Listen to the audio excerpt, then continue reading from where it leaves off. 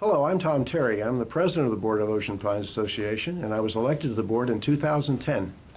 Hello, I'm John McLaughlin. I'm vice president of the board, and I've been a member since 2008.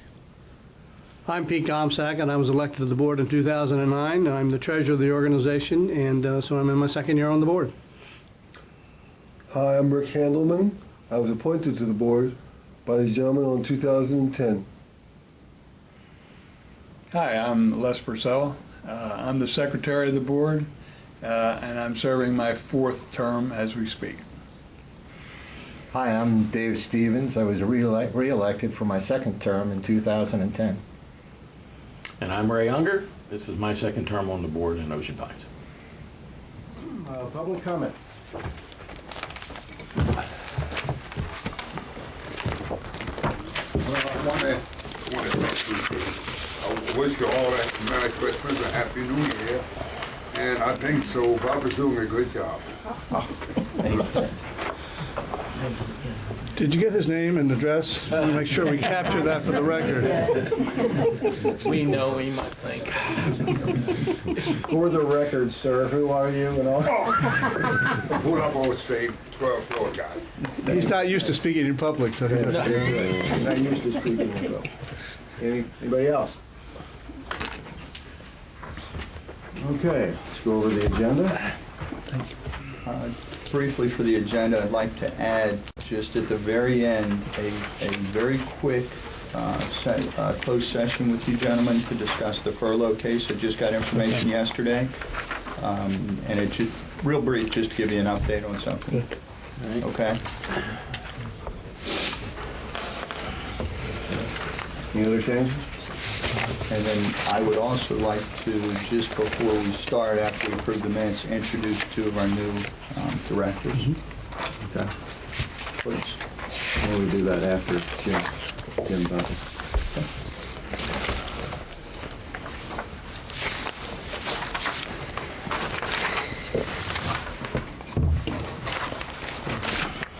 And the agenda is approved. Move on to the minutes. 9/9, closed board session.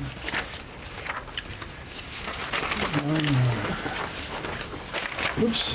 Recommend they all be approved.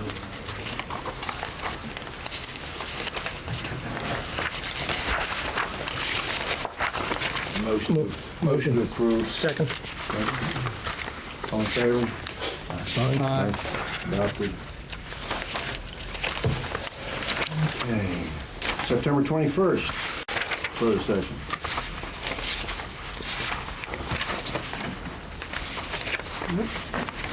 I move acceptance. Second. Okay. All approved? Aye. Okay. And November 17th, open session, regular session. I have one change to that Okay. correction. Under page 3, under new business, Pete Gomsack moved the board approve the budget guidance for fiscal year. No. And by the way, it's not 11, it's 12. It's hard to believe, but fiscal year 12 begins in a few more months. Right. And is it fiscal year 22? Did you write that down? We got it. No, I did not. I got it. When you see it, No, no. I got it. It's not 2311. That's what I'm saying. Yeah, Yeah, 2012. 2004. Not 11, but 12. That's it. Not 300 years old, although you look it.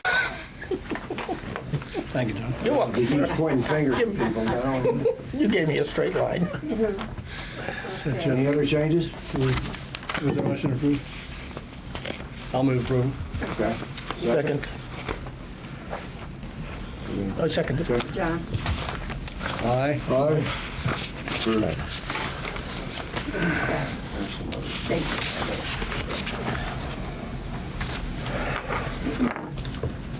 Welcome, Mr. Bunting.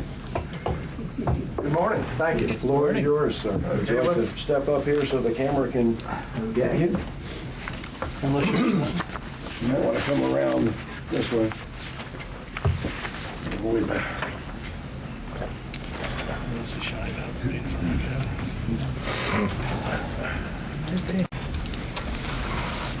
Well, before I give you a brief report I have, I've only been on county commissioner for 8 days. So Judy has, Commissioner Boggs has a lot of experience. She has 8 years to talk to you about maybe. But I will have a little small report for you. But I'd like to thank everybody here who supported me during my election. And for those of you who didn't support me, hopefully in the next 4 years I will earn your support. And looking forward to working with the board. As you all know, on the December 7th, the Worcester County Commissioners, all 7 were sworn in. And like I said, this is my first week. It was a week yesterday. Hopefully my next report will be a little bit more informative for you. The main business of our first meeting was to elect the president and vice president of the county commissioners. And I'm sure you all read in the papers, Commissioner Church was elected president, and Commissioner James Purnell was elected vice president. Okay, as Commissioner Boggs reported at your last meeting, the Shell School water main is hooked up and in use. And the only thing that's still lacking there is the sewer force main is complete, but the project is still waiting on a dewatering permit, which was submitted to the state 6 months ago. And they can't finish hooking up the pump station until that dewatering permit is issued. On the Pines Plaza, the temporary sewer emergency connection has been made due to the failing system at the Pines Plaza.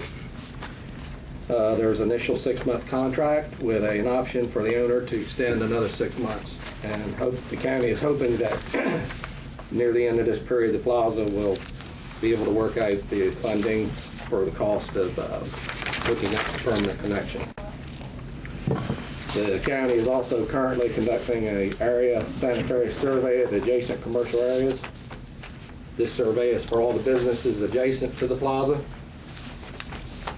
and it will gauge the property owner's intent to join the service area, along with assessment of the current status of all the systems in that area, because there is other systems that are failing adjacent to the Pines Plaza.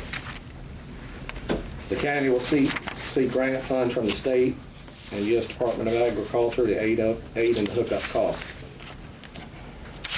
On another matter that I know is important to y'all, the Worcester County Planning Commission has sent a favorable recommendation to county commissioners for the water and sewer amendment for the Pines Medical Complex, which is known as the Gillis property at Northgate. The public hearing is scheduled for January 18th at 11:00 a.m. And I know I would like, and the other county commissioners would like, and appreciate any comments from the Ocean Pines Association to be made to us at or before the hearing. So anything you would like to get to us, we would appreciate it.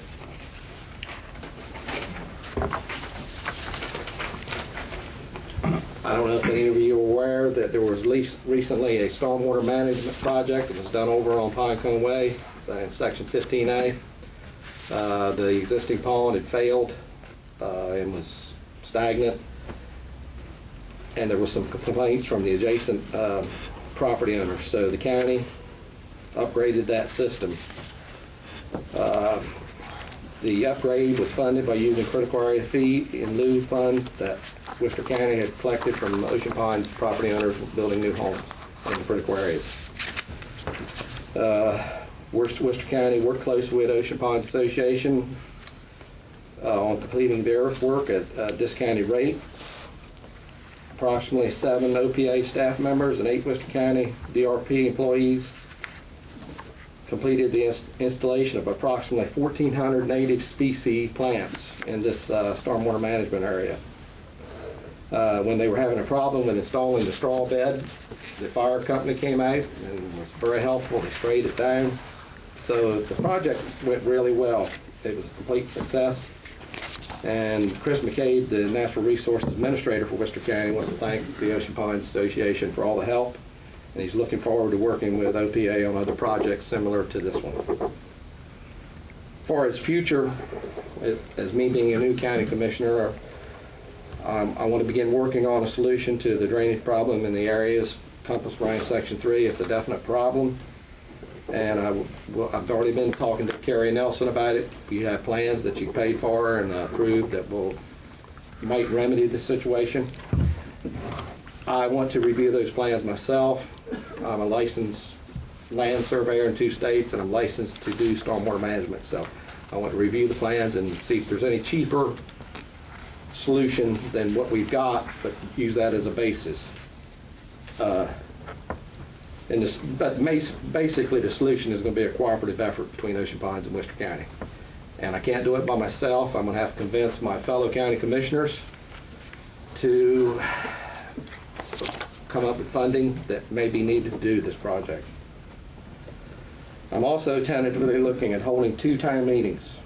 I want to hold one in Ocean Pines and one in the Bishopville area because my district covers those areas.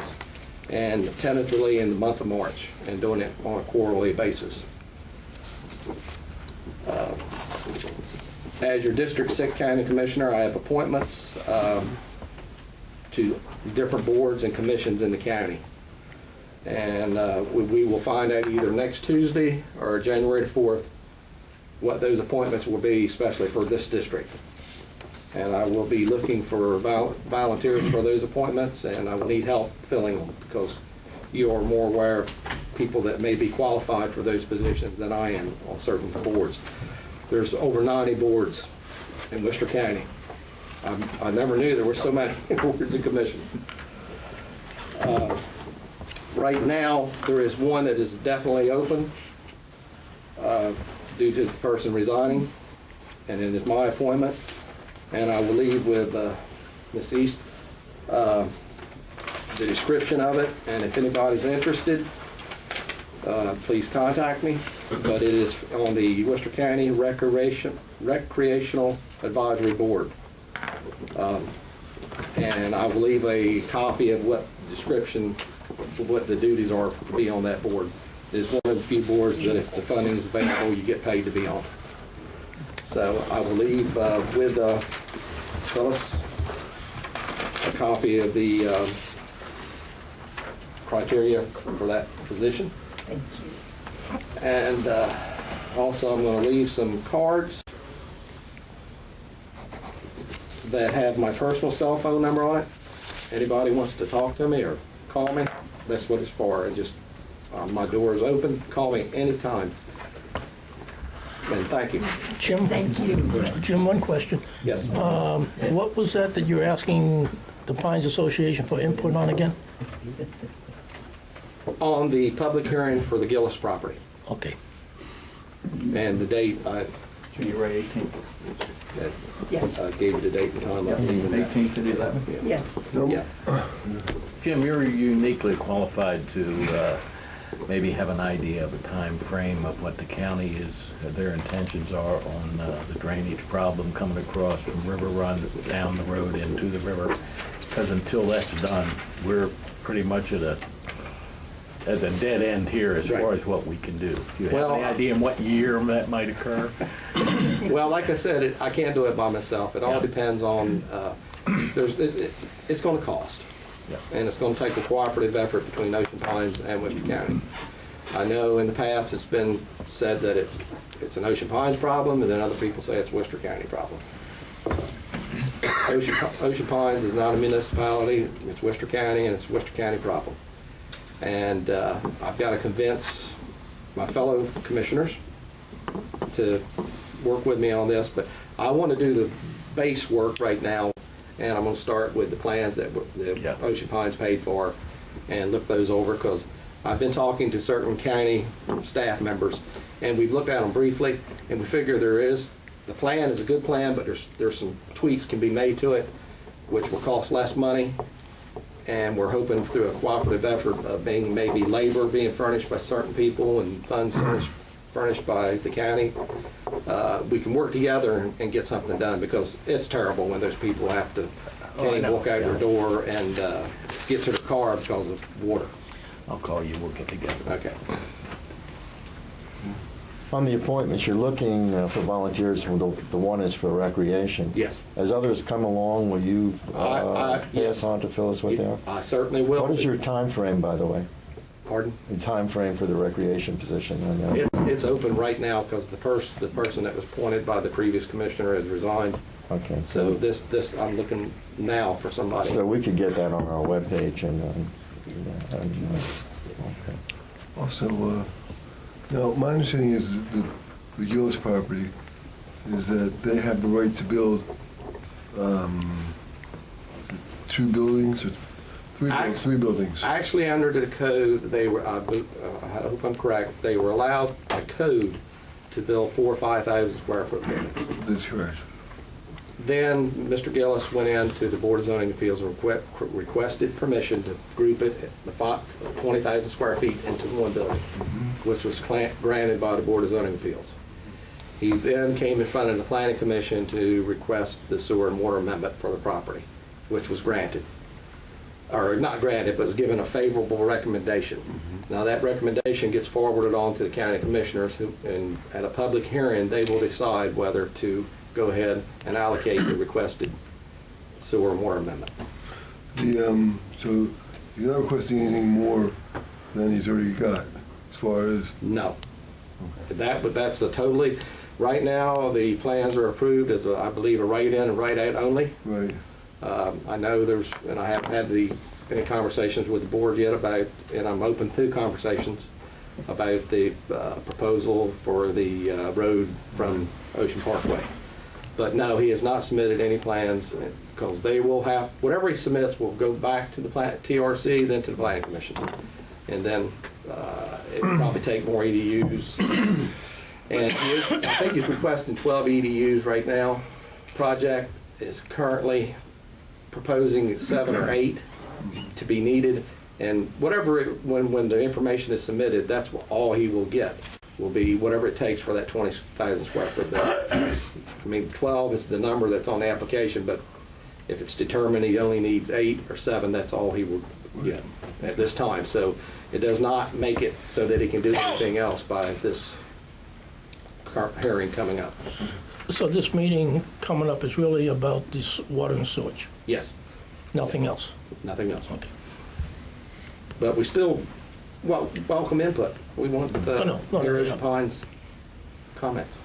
That meeting again, can I get the date? I was writing January 18th at 11 o'clock a.m. 18th at 11 o'clock. Yes, thank you. Jim, thank you. All right, thank you. Appreciate it. Thanks, Jim. Okay, Bob, you've got a couple introductions? Yes. For new strategies here, we've got two new folks here that I want to introduce today. First, our new aquatics director, Tom Perry. Tom has been a resident of Ocean Pines since '84. He has an extensive business background, but equally, probably more extensive, as he claims his passion is aquatics. And he swam in college and has a whole dossier of positive experience around pools. So we're really excited to have Tom here and want to introduce him to all the board members directly. If you guys have any questions for him, that's why I asked him to be here this morning. And nothing else, just to say hello and you guys get to put a face to a name. So if nobody has anything, welcome, Tom. Thanks. We're excited to have you. Thank you very much. I'm looking forward to being part of the group. We already had one article written about me. Watch what you read in the paper. You want to see the real thing, coming out and see it. My second necktie is intentional. Like the compadre here, who we'll talk in a minute, we're hands-on. And although I wear the suit, in about 15 minutes I'll be in the pool. We've got a new hire we're looking at. And so the guards, as we know, the young folks like appeal to visual things, so I'm as comfortable, I feel, in the three-piece as I am in the bathing suit, although it may not be as pretty as you remember those in the past. Thank you for the opportunity, and look forward to being part of the group. Welcome aboard. Thank you. Thank you. Next, I have Damian Cosby. He is our new director of golf. Damian comes to us. He's a Billy Casper golf pro. He has extensive experience with Billy Casper, but he's also worked for 2 other management companies prior to that, which I thought was very interesting. Damian comes to us directly from Eisenhower, which is just northwest of Annapolis, where he's been managing that course for a while, and that is currently a public course, but he has a lot of background in managing a private course, then a private public course, and now his Eisenhower was all public, so he has a lot of background. The folks over at the golf shop and many of the golf members have already met him. This Monday was his first full day employed down here, but prior to that, the last 2 weeks, he spent 2 to 3 days each coming down and working down at the golf course. So wanted to welcome Damien and give him an opportunity to share any thoughts or input. Good morning, ladies and gentlemen. I appreciate the few minutes. Like Mr. Thompson said, my name is Damien Cosby. I am a Class A PGA professional. I've been in the PGA for 5-6 years now. It kind of runs together after a while. I've been in the golf business for going on 15 years almost, so I'm pretty well experienced in, like Mr. Thompson said, in completely private golf. Initiation fees upwards of $30,000 to golf courses where you can play for $25. So I've run the gamut. I've pretty much seen it all. Again, been with Billy Casper for going on 5 years. I've had it's my fourth position within Billy Casper. And I have worked for a couple other management companies, Kemper Sports, or Kemper Golf Management being one of them. And I know the Board of Advisors looked at Kemper as possibly another management group to come in and manage the golf course. So I've worked with them, and not only am I employee Billy Casper right now, but I know Billy Casper does it the right way and does the best job. There are things that Billy Casper can do that other management companies just physically can't. We have a network of probably the smartest people in the golf industry, from marketing to sales to IT to the guys on the ground like myself. So we're going to draw from all of those folks, all those smart folks in Billy Casper, and they're all of us as a group going to make Ocean Pines the best it can be. One other thing I did want to touch on is not only, I think there are two components to management. There's obviously the business side, knowing how to read a P&L and a general ledger, but I think there's also the leadership part, and that's where we're going to really hammer home at Ocean Pines on the leadership, getting our team, all of our team on board, going in the right direction, everybody with a singular focus, knowing exactly what we want to do, exactly where we're going to go, also with the business side. And I think when you do both of those things, you'll have a successful business. No matter if we're selling radios or selling Pro V1s at the counter, I don't care what it is. We're going to get on, everybody's going to be on board, and that's where we're going. Singular focus, everybody knows our goal, and we're going to get there. Any questions for me? Yes, whoever. Welcome to the Pines. Thank you. Appreciate it. Love to have you. Appreciate it. Yeah, I've spoken to Damien a little bit. I've been a couple times absolutely. in the pro shop. Well, speaking for the 3 golfing members on the board, I think my main question is, exactly how many strokes you're going to get off our game? I'll answer that. You got a commitment to that. I have to give Mr. Thompson lessons too, so you're going to have a long list of folks to help with their golf game. So. The contract's not that long, it's only 3.5 years. For now. Any other questions? Anybody else? Anything? Welcome aboard. I was going to ask how many strokes you can take off Dave's game too, but that's because I asked it, so. I do not have business cards yet. They're on their way. I've only been here technically since Monday, so they're on their way. But obviously everybody knows where the golf course is and the golf shop, and has the number, so anybody can reach me at any time if you have any concerns, questions, comments, anything. Please feel free. Welcome. Okay. Great. Thank you. Enjoy your meeting. Thanks, Appreciate it. Okay. Ready to blind me? I am. That's cool. Okay. And Dave promised me this is working. Dave Schwartz. I'll apologize. Green I was enjoying a cup of coffee at the yacht club. It was so good I couldn't get up. Oh, okay. Is that what it is? Yeah. That's excuse 8B now. Is that? Yeah, that's excuse 8B. Pete was here early. All right, Dave, make sure this works for me today. Oh, no. No, it was working earlier. I just turned it on, so. Yeah, it takes a second to They warm up. hire IT guys now. Had IT come in today. Your laptop's There we go. Perfect. Your laptop is blocking part of it. Dave, can you drop one of those links? Thanks. And these were printed this morning. Had to do black and white. I apologize. It's a little harder to read, but hopefully that clean filter clears off there in a minute. Yeah.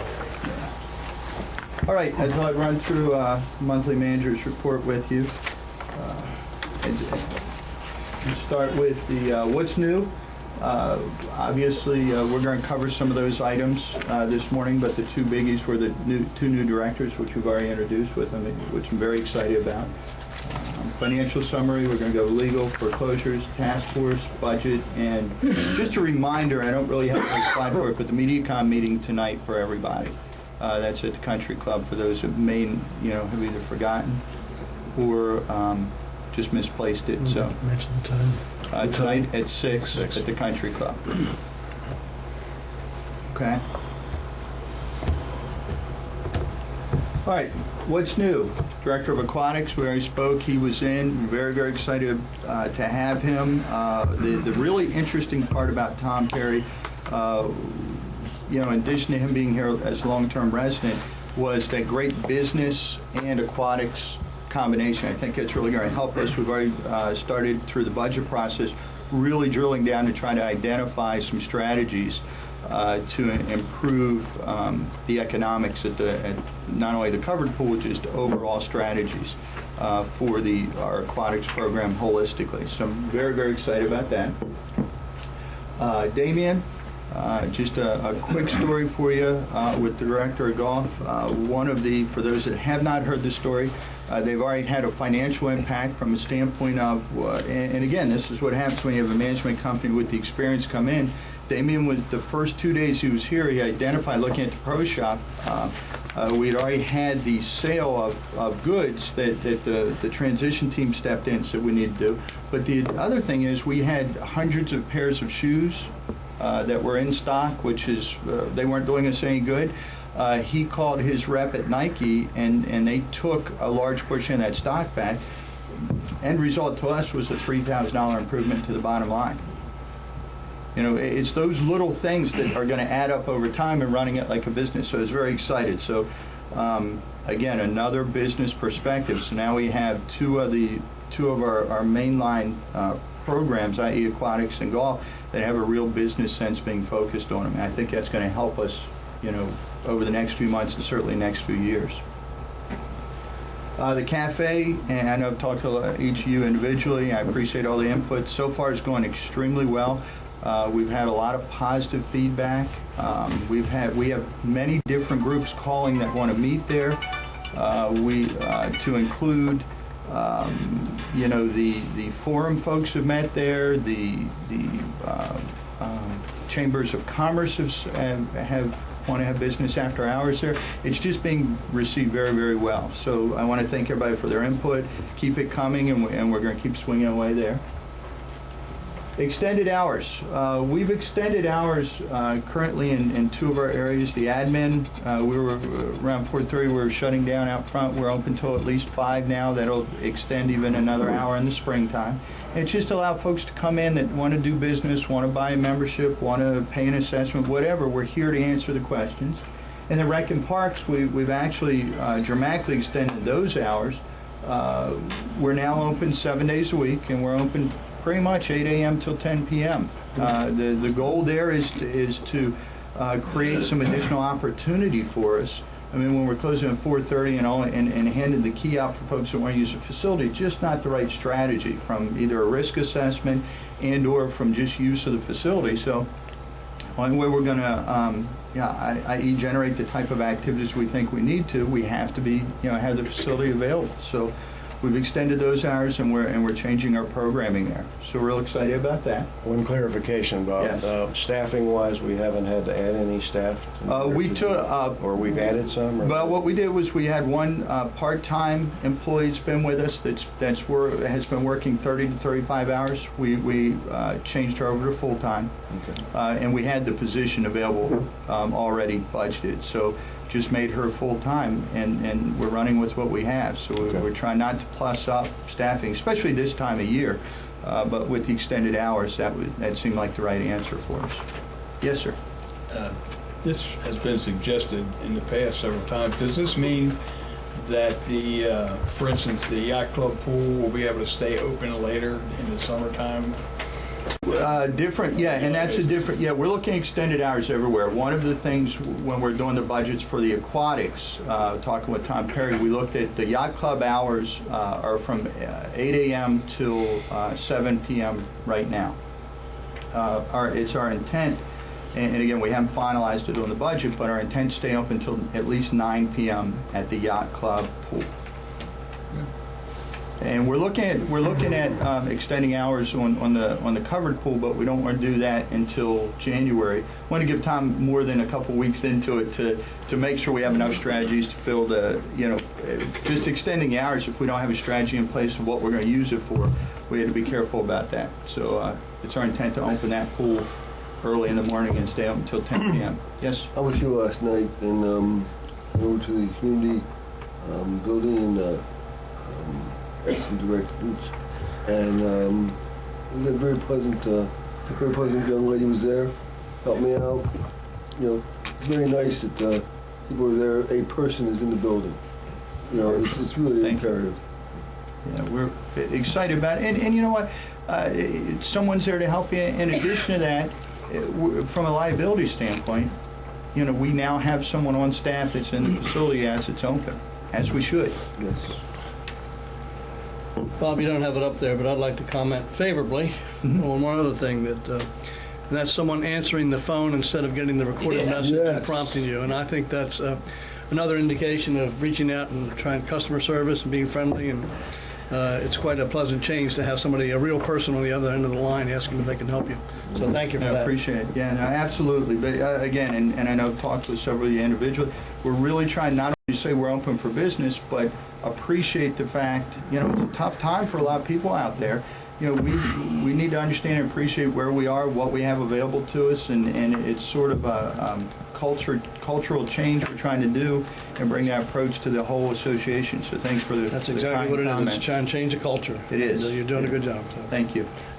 Bob? Yes, sir. Like a little comment on the Java Bay Cafe. My big chair with the big ottoman, I was here the 8th time yesterday. I still need that little table for my coffee. I'll see what I can do. Do you have nameplates?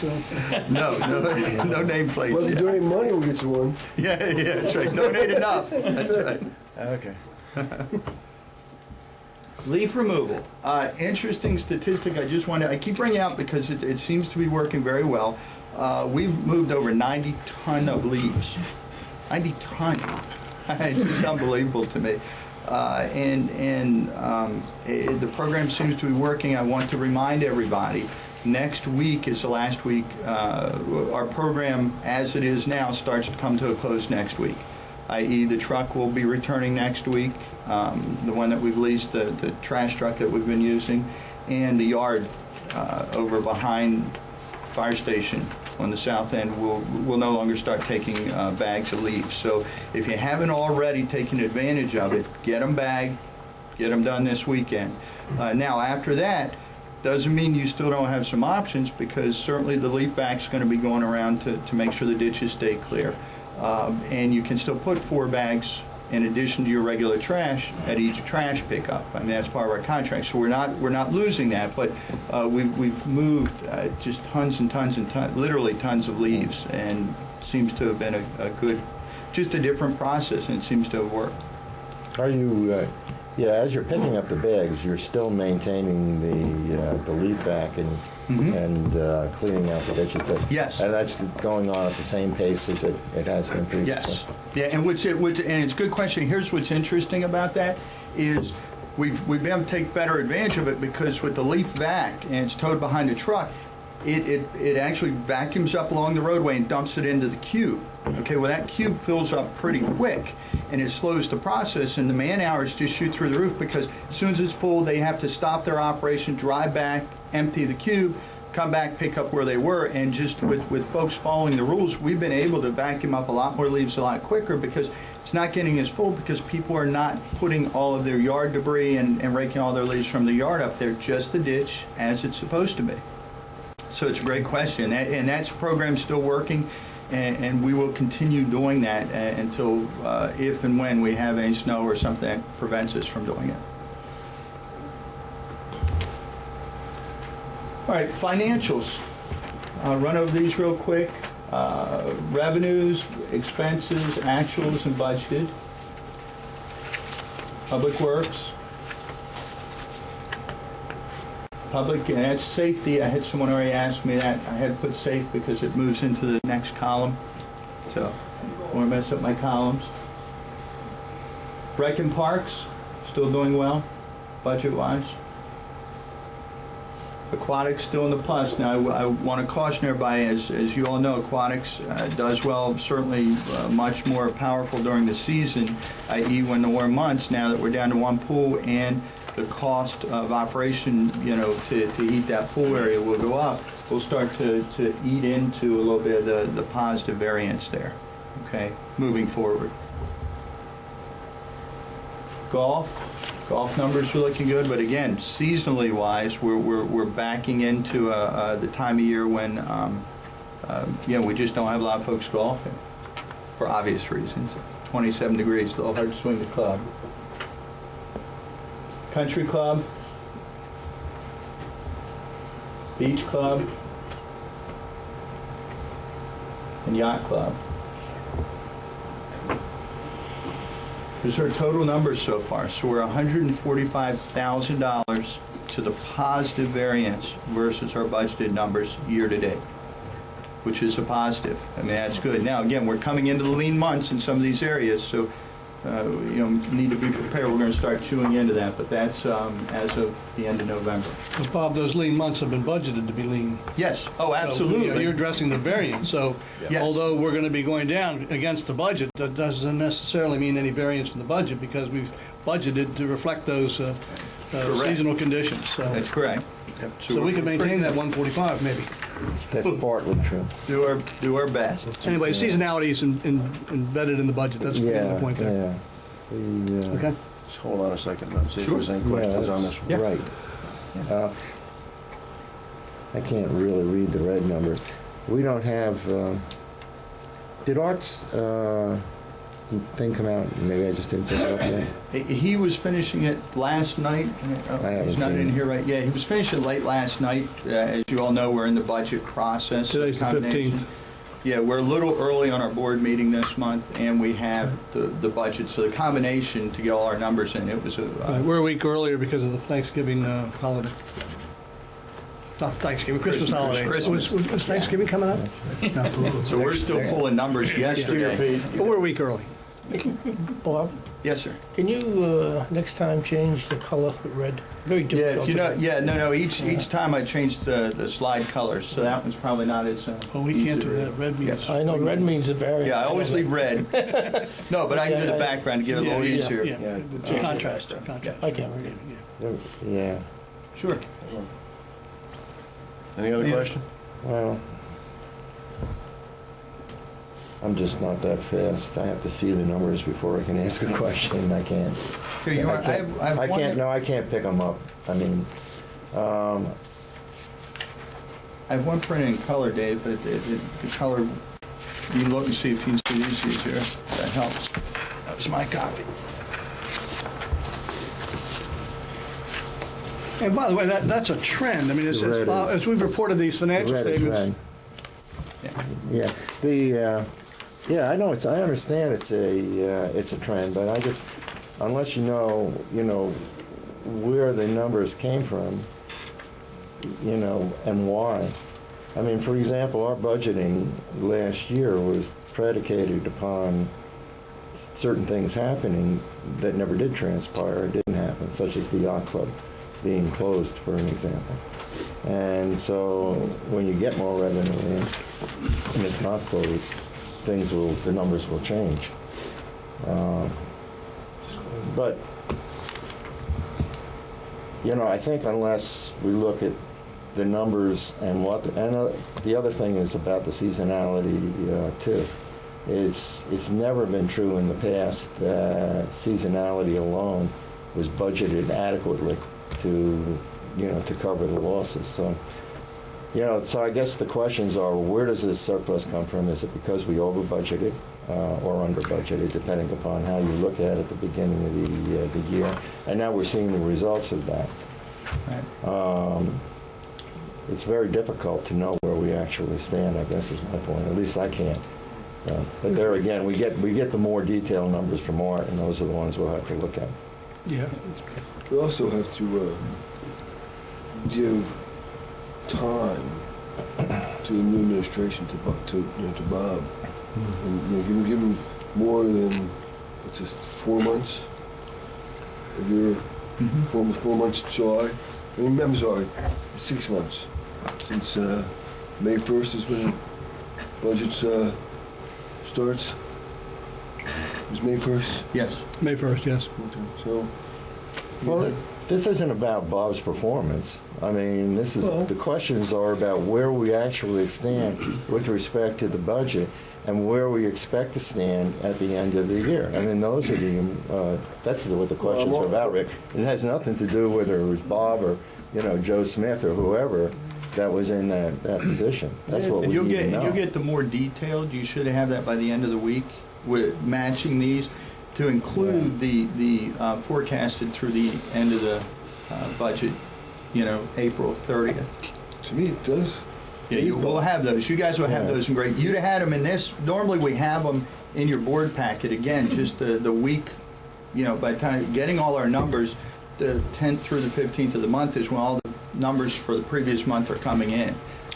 So it was a scramble yesterday. Okay, Tom, may I comment? One more thing. I was interrupted before, but the trend that I was pointing out, wanted to try and point out, was the variance to budget has been a gradually increasing variance over time. So if you go back 4 months or so, the positive variance on a year-to-date basis was 80, and then it was 90,000, then it slipped to 80,000, then it was 120, I believe, and 145. So if you look back at each monthly set of financial statements we all have received, you'll see these trends have continued. So this is not something that's popping up right now. It's just a slight increase in what was reported at the end of the last month. So, and all the details are in there. So when we get those reports, it'll just be one more month updated in the fiscal year. But it doesn't reverse at all what we've already seen through the end of the prior period, October 31st. Thanks, Bob. All right. Some legal actions. Just wanted to update you. Notice of appeal for the IRS suit is physically being done this week. We called and verified that. Furlough case, I do have an item to discuss, and we said we were going to do that in closed session. YMCA, no change in status. That appeal is supposed to happen second week of March. So that's where we are on those. Any questions? Foreclosures, step one, the group 2 and 3 are the groups we're working in right now. We do our follow-ups, we do our letters, we do our phone calls. And once all that happens, and if we still haven't had satisfaction, we move to step 1, and that's a notice of intent to file for foreclosure, which have gone out for groups 2 and 3.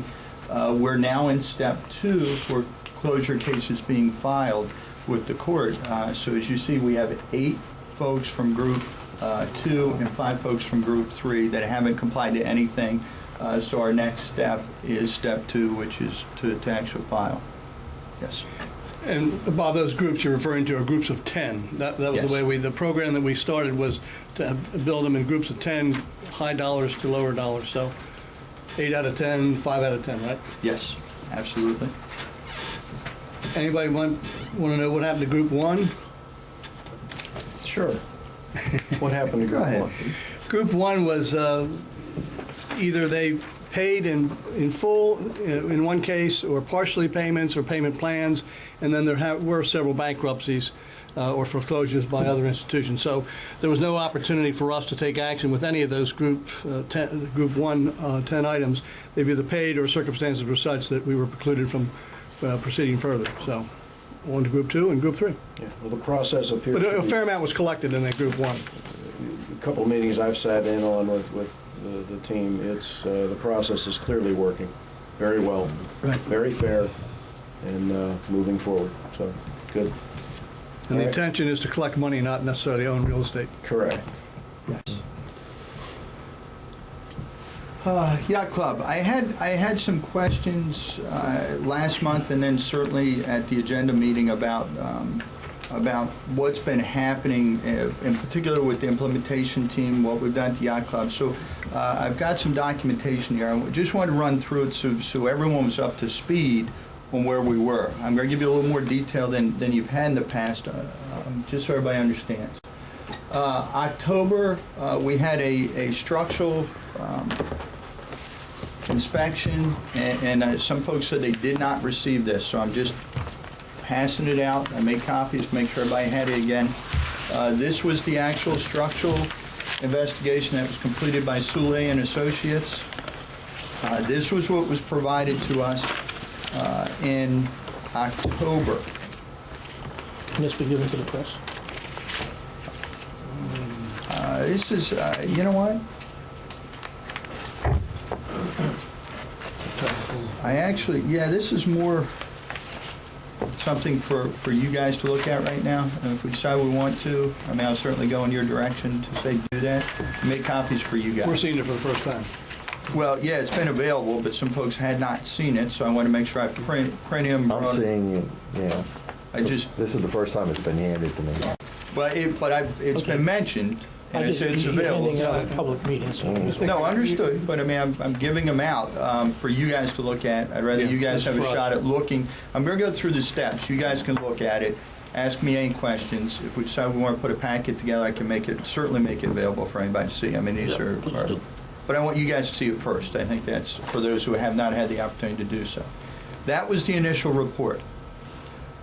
2 November, as we talked about, moving forward with the cafe, I called, spoke with Carrie Nelson. We spoke about the report that was just handed out, and I wanted a more updated, even though it was only a month, but a little more thorough on some of the safety and soundness of the facility. Just a concern. If we're going to start, making some changes there and putting people in the facility, we requested Sule to give a little more detail and not such a general report. So that's the second report I'm handing you.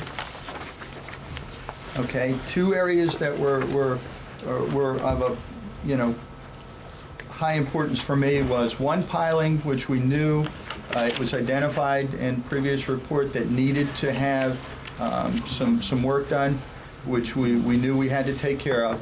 And purpose of asking for the report directly from me was, is it safe to operate? If we're going to put any money with the cafe, I need to feel comfortable it was safe for public use. And the report came back and highlighted that it was safe. And of course, they re-highlighted the one piling, which we had already knew we had to pay attention to. For November, I had a follow-up letter from Sule. This came somewhat unexpected, but it not a big deal. We were 2 days into it. This letter came to us with with one additional area that I'm not sure how from the first report or from the November 2nd finding to this, but there was an area on the second floor outside deck area that seemed to be soft. They went out and re-inspected, and they did say there was some structural deficiencies, and that is in that report that I've shared with you, for that section. It's over a walk-in. It's in the back corner. No one ever uses it, but we've taken corrective action. We haven't pulled it all off to do a major repair, but what we've done is blocked it off and shored it up so we don't have it. It's not used. No one walks above there. And we don't see a safety issue as long as it's not used and we've blocked it off. And we're going to shore it up a little bit more. Okay? They were working on that one pollen under my chair last week, so I heard down there bang. Yeah, we're doing some final, now we're tweaking some of the things, yes. But that's not what the 4 November report was for. Yeah, pretty good.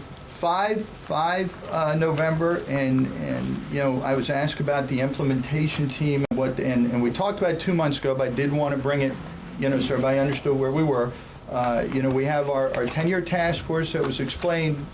I was dividing into 2 sections: overall strategic planning, and then when we have identified certain projects, I was going to pare it down to a very small manageable team that was just going to give me some guidance as we went through it on it, just make me smarter in some of the decision making, some of the things I bring forward to you guys. That consists of Carrie Nelson, our Public Works Director. I've asked Mr. Bill Rako, who everyone knows, past president, extensive building background, and Tim Maroney, who I believe most people know. And we just talked about safety and soundness and what we would do. It was a meeting. I just called them and said, hey, guys, let's get together and talk about it. And we really sat around and talked, so what would you do if... What date was this? I'm sorry. 5 November. 5 November, okay. Right after this. This is 4 November. I'm sorry. That's all right. I'm listening rather than No, watching. that's good. That's why I'm doing it. So we got together and started looking at the reports, and everybody had a chance to review the reports. What do we think we need to do to make sure we're protected and we're comfortable that the building's sound and we can operate as we wanted to? So in that meeting, we discussed strategies. We decided we were going to do some additional inspections. We got back together and talked about our strategy moving forward. Mr. Rako and Mr. Maroney actually went under the building and re-inspected, I believe it was a 3 to 4 hour time under the building, re-inspected all the pilings under the building. And the areas that the initial Soule and Associates report said that some were inaccessible, that we just couldn't get to, that just was something that concerned us. We found a way to get to those. Those two guys, found a way to get under there and get to them, and they literally touched every piling and checked them and marked them, and we just needed to make sure it was safe. So we went down that path, got back together, talked about our findings. We decided when they were under there, one of our concerns was not only the one piling, but we identified 2 other pilings that was in, we felt just weren't 100% comfortable. It was as safe as we'd like it to be. So we developed a strategy to have that approved.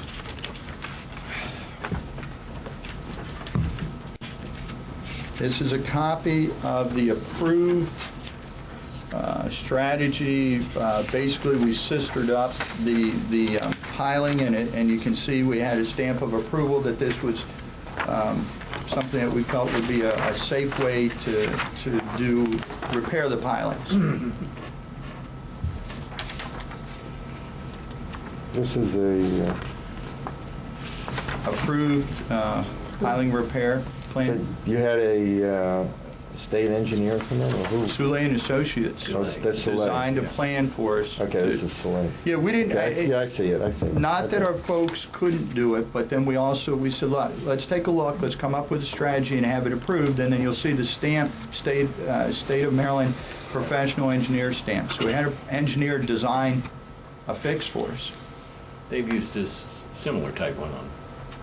Yeah, we've done something like this before. But I had folks asking, so I just want to share the process. Bob? Yes, sir. This is temporary damage pile repair. Mhm. So how long is this repair good for, if it's temporary in nature?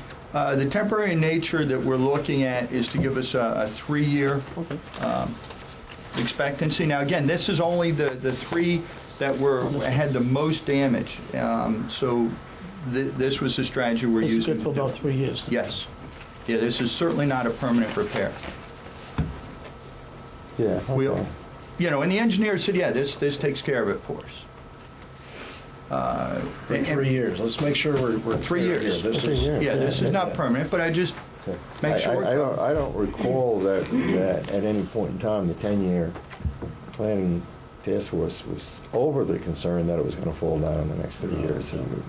No, but that's But I why mean, we if you're did- going to have it for 3 years and not do anything else, then you do have to take care of the things that, Yeah. that could, could potentially be a safety hazard for us. Yeah, my question was, the word temporary, I didn't know whether 1 year. Yeah, no, it's a great question. So we're good for 3 years to plan? Looking for Yeah. 3 years. Now, Yeah. please understand, that is the immediate action items. We may, year after year, we're going to have to pay attention to some other things, i.e. pilings will continue to deteriorate. Yeah, so each time that we go back in, we're going to fix it, we're going to spend money. And we've been doing that for 40 years. Yeah, but these are small, from a dollar standpoint. Yes. What was the dollars needed to fix it? I don't have the final cost sheets on it, but our guys did the work. Oh. Oh, yeah, no, that's all in here. Yeah. We can do, that's why we get structural engineer to give us the plan. Right. Our guys looked at it and said, yeah, we can do this. So, a lot of it's labor intensive.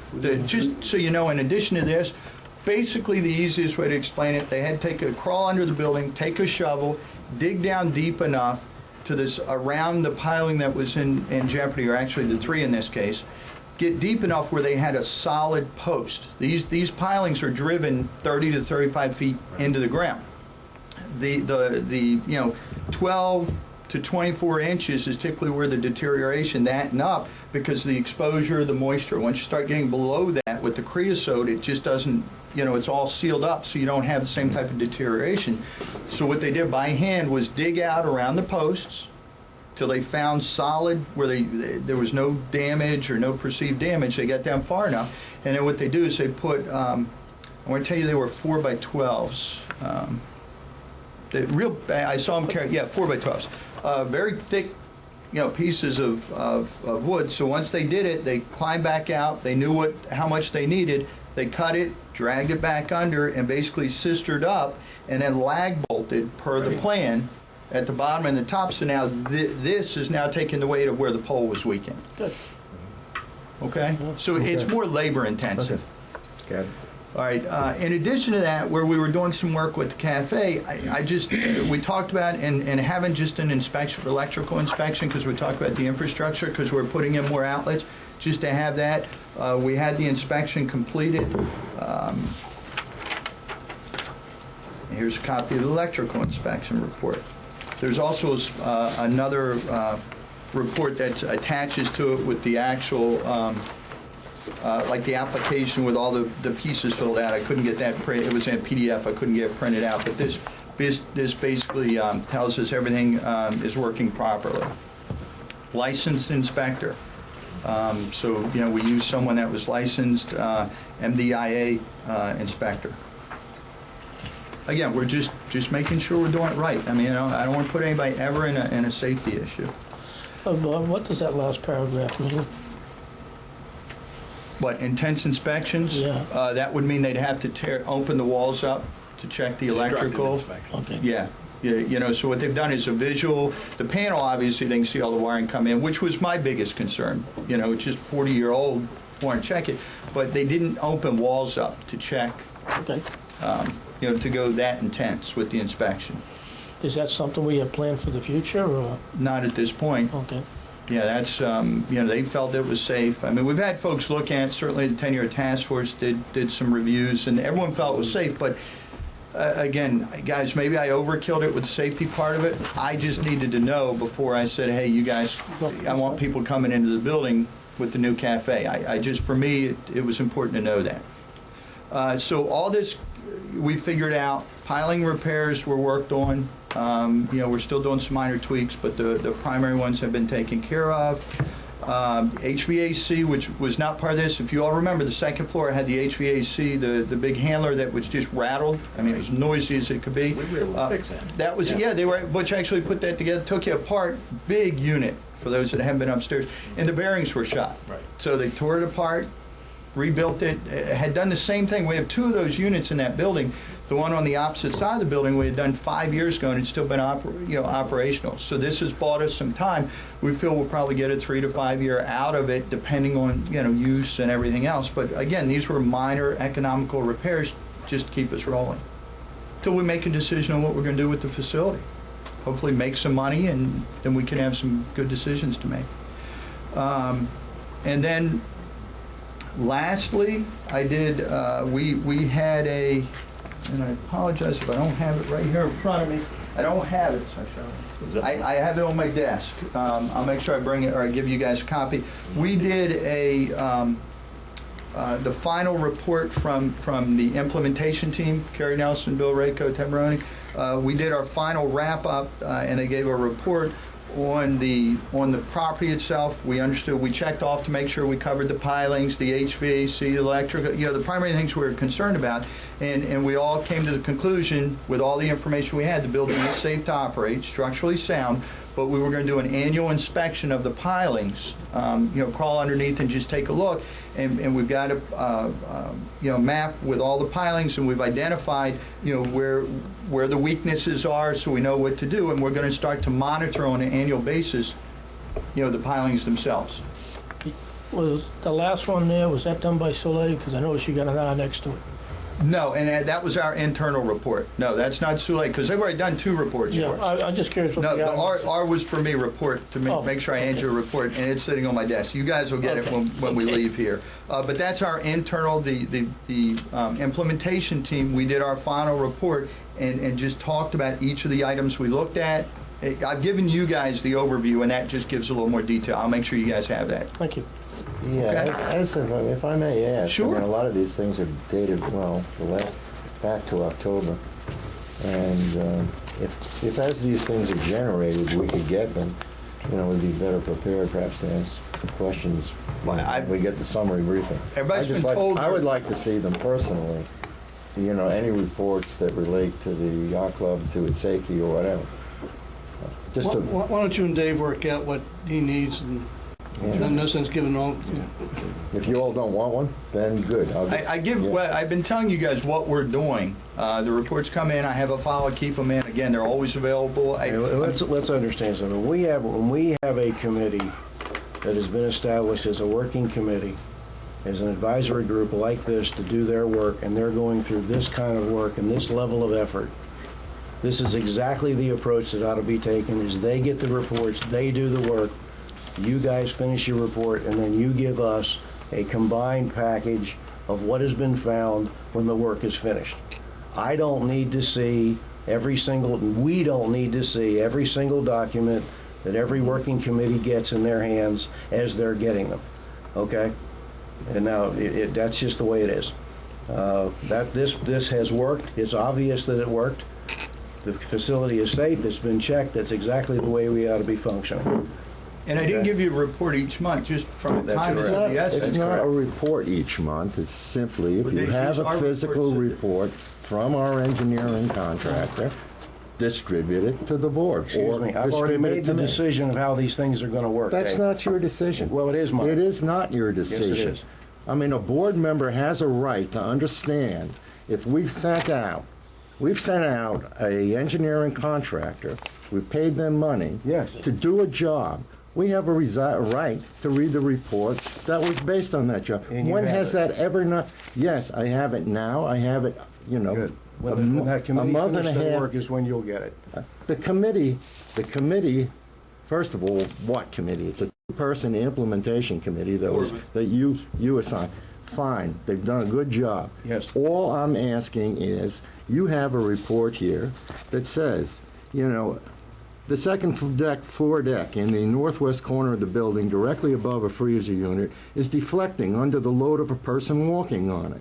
The deck boards, and it goes on to talk about that. Now, you're saying that, and this report is November 4th, that I don't have a right to receive that. Is that your ruling as president? I am saying there's no requirement that all of the documents that are put together by any team that's working on a special assignment This isn't a team's document. It was. All right, we're going to debate this later. Can I make a comment? Yes, John.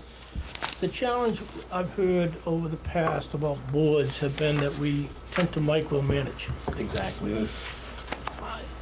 In this case here, you could argue this both ways. However, if the general manager is on top of it, we should step back, let them do it, and when they're finished with it, come in and give us the report. I have no problems with this. I did look at the dates, and yeah, you're right. They could have been put in that box. I don't know what the hell I would have done with them, quite frankly. I'm not an engineer. I have to trust you. I trust you to get the job done. So I have no problems with what we've done here, because I want to step back from the micromanaging of what your job, specific job is, and get to the big picture. You addressed all the issues here for us, and you haven't come asking us for money. Now, if you had come asking us for money, I might wanted to see the report a little bit more detailed. No, we already spent money. I mean, that's not asking. I mean, we spent money on these reports. That's just my thoughts. Yeah, I'm trying to follow procedure here and be recognized. I understand. What I said earlier is exactly for the reason I think that John just mentioned, and Ray down there too. We need to be very careful about micromanaging. We are members of the board of directors. We're not an extension of management. And so it's working. I feel very comfortable. I don't see the need for me or any other director, frankly, to get reports of every time we do something. We're talking about this particular sphere now, but there are many other aspects of Ocean Pines. And to establish a routine whereby we ask Bob and expect Bob to give us a report every time it comes down the pike, I think is unreasonable. So I, for one, and I think the others agree with me that we don't need this, and if some individual director has a need for something, then perhaps that can be a request and handled that way. But certainly I see no need for you to have provided me with these reports earlier, Bob, so I think it's working just fine the way it is, and I trust management. Okay, Dave. Yeah, micromanaging is a buzzword that, you know, I've heard over the last 4 years, and it's pulled out when anybody thinks it's convenient. And I disagree with that. Everybody's Okay. different. Hold on. Everybody's different idea of what micromanaging is different. I'm not talking about the implementation committee or their fixes or the immediate short-term things that have to do with the building. But on the other hand, what we ended up was, after almost, you know, a year, 2 years of work trying to figure out what to do with the yacht club, we never ended up with a definitive statement of what the yacht club's condition really is. You know, you say that the electrical panel is safe, and probably it's safe within the walls, yet the electrical issue was one of the major issues, or cost issues, relative to the rebuilding or renovation or full-scale renovation of the yacht club.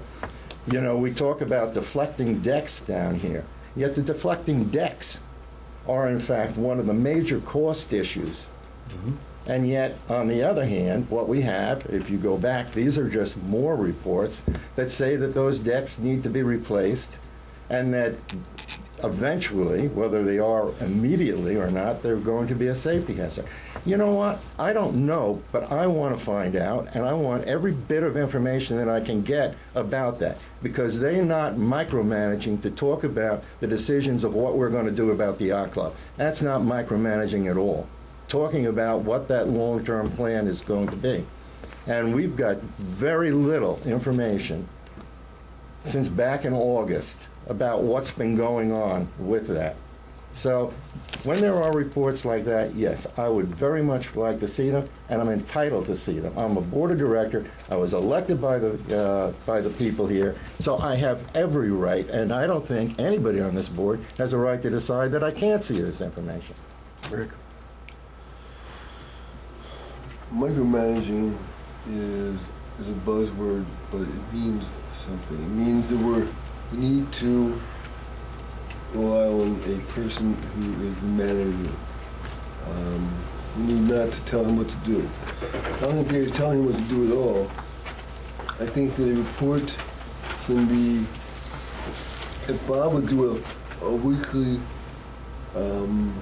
what's up kind of thing for the board, and say, hey, reports on the so-and-so in my office.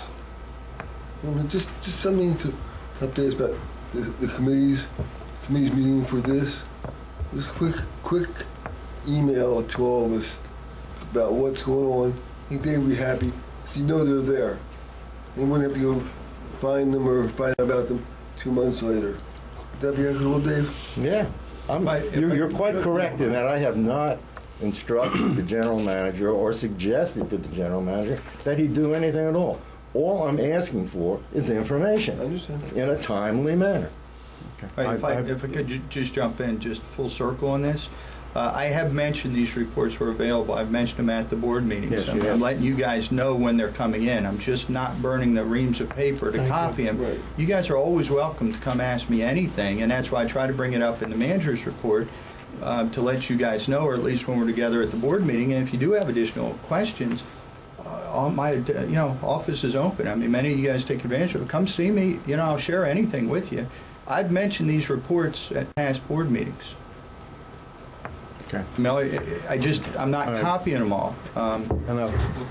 One of the issues that Dave raised, and I do agree with him 100%, we clearly do need to get, and these papers are going to help us do this, we clearly need to get a lifespan assessment of the yacht club building.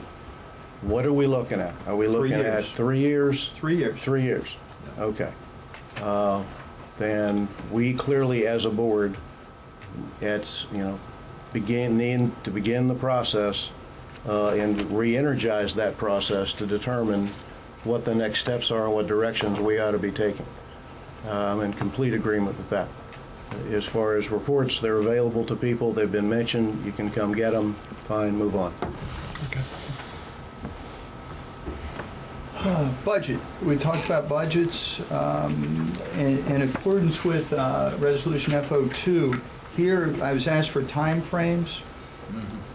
Here's what we're doing right now. We're past 15 October where the board gives general budget guidance, which you guys have already done. We've done our preliminary cost analysis. We are working on our census on recommendation. That's basically compiling it all, and consensus just with each department head and just kicking the budget around. What we want to do, what we don't want to do, what we think we need, those type of things. That's where we are right now. We're trying to get that done earlier this year, to meet the 15th. With some of the changes and quite frankly just some of the depth we're going into the budgets, when we're talking about expanding some hours. Well, then we have to look at the manpower to support those hours. Expanding the hours, what type of programs and what are the costs of those programs. So all those things are going into that. So we are still in that process. The actual goal is to get you guys the budgets as quickly as we can. I hate to give it to you just before the holiday, but unfortunately, it looks like it's going to be that way. But there's really not much until the first week, business week of January. That's when the Budget and Finance Committee starts their review process of the budgets. And then the week of the 10th through the 14th of January is when the board does. And you guys will pick 2 to 3 days to sit down and go through the budget. Yes? Yeah, I'm sorry, I didn't. No, that's all right. You can hold it, finish, and then I'll take it. No, I just wanted my hand up so that it would be. Gotcha. No, it's, Okay. and then public hearing on the 22nd, and then 16th of February is the board meeting when the budget would be approved. So that's I was asked for an approximate time frame, and I am following the budget process in accordance with FO2. So Dave, you had questions, sir? Yeah, one of the most critical early things, and I understand the problems that are associated with it, which is why I'm asking the question, is have we received an input from Casper yet on their budget, and most specifically, what the fee structure would be for next year? No, we have not received that yet. We should have that by the end of the week, is what they've told me, for their budget for the year. Okay.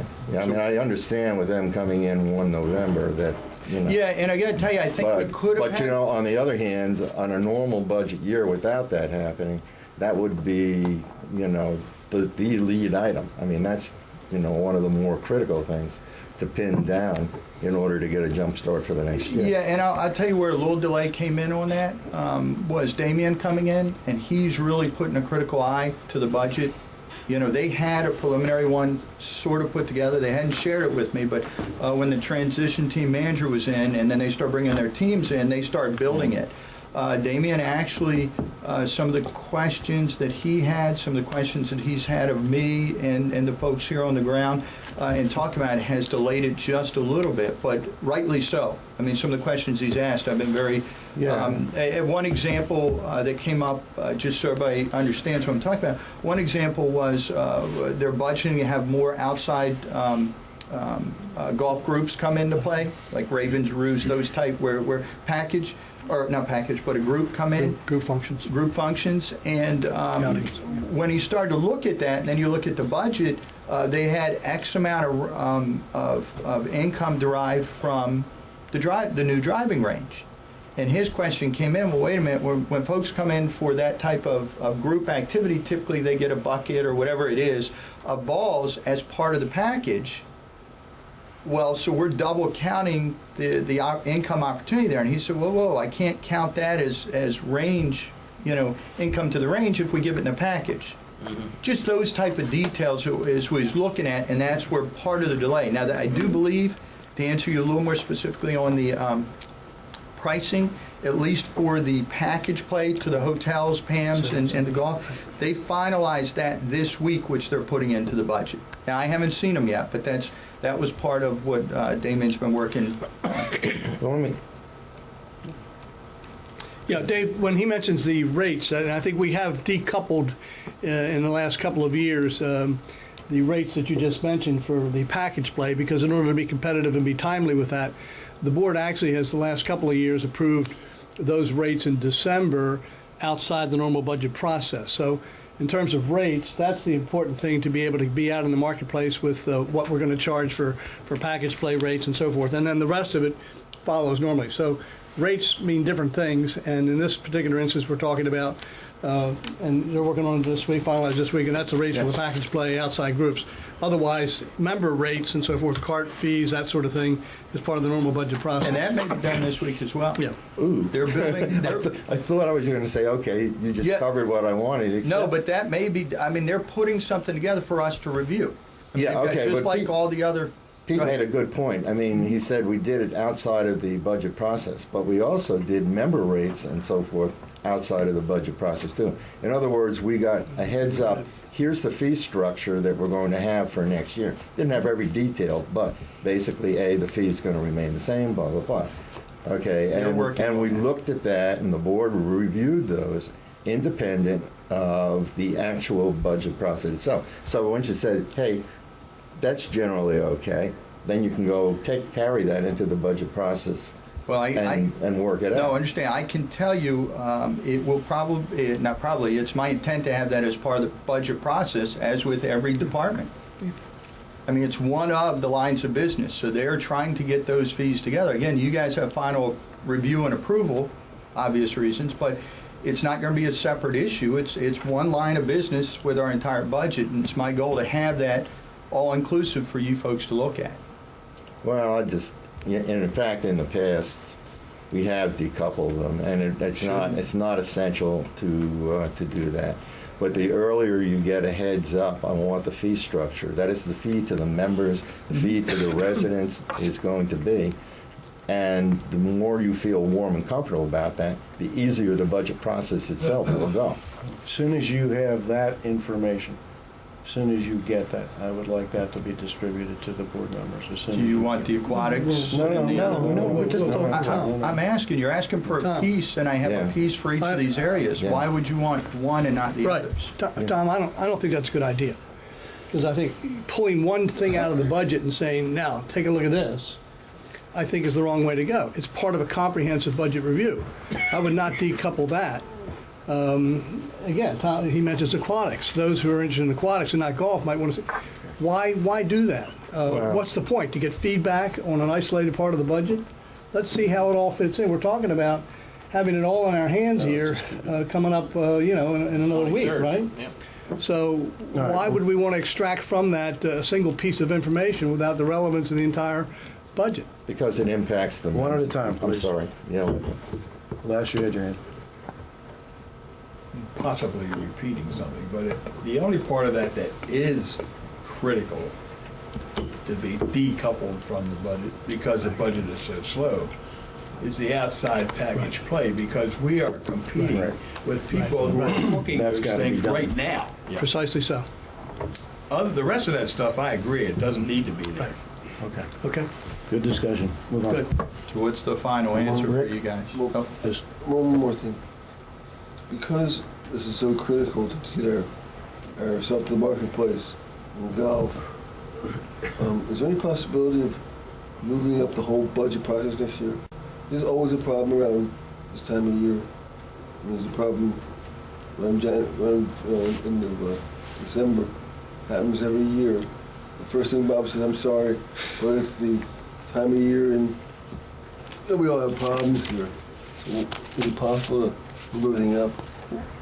If I could jump, No, moving up, from October, sooner. Starting it sooner. well, if I can jump into that, it was my intent to do it sooner, and I'm not sorry that it's being done this way. I just hate to give you something for Christmas. Right. But truth of the matter is, we don't approve the budget until, February timeframe anyway, so we have plenty of time. I was trying to get to you before, the 22nd and 23rd, but when you're trying to pull all the numbers and you're trying to use good data, the only piece, and you guys have all said it, that's really relevant to get early is the outside play to get to the package play, which we will be ahead of because the first time Casper's in, and they recognize that, and that was the first thing Damien started to work diligently on. for very valid. So Yeah. the effort was made to do it, but, I understand. Yeah, just making sure it's right. Yeah, and you got guys like Tom Perry who were really looking at the business side of Yes. this as well, so that's Yes. good. All right, one last thing, Pete. Well, I see. Rick, I think the schedule that we have overall for the budget works and it takes into account the seasonality. September, October can be very good months golf-wise and a lot of things going on. and Bob actually management begins the process in October, even prior. So I think accelerating the budget, I think, doesn't have any positives and may indeed have negatives, because the more experience you have with the current year, the better off you are in the next year. And we're only talking about one thing that, and it's been said several times, but absent that, I think this schedule works. You do get public input in January, final board approval in February. So acceleration, I don't think, gives us any benefits. It may, in fact, give us a few negatives. And I thought getting it done early would make a difference, but it really, as we start delving into it, it's not helpful. At least what I found, it's not helpful. Yeah, but it only took me a little while to figure that one out. Okay, so that's our schedule. I'll be happy to. I mean, it's right out of FO2. You guys can pull it up, or I'll be happy to whatever we need to do there. And I'll be working with the team to establish the dates for that works for everybody for the specific meetings. All right, that's the manager's report. Does anybody have any questions? I mean, we've been through it, but does anybody have any specific questions? No, good. I'm going to take a break from that.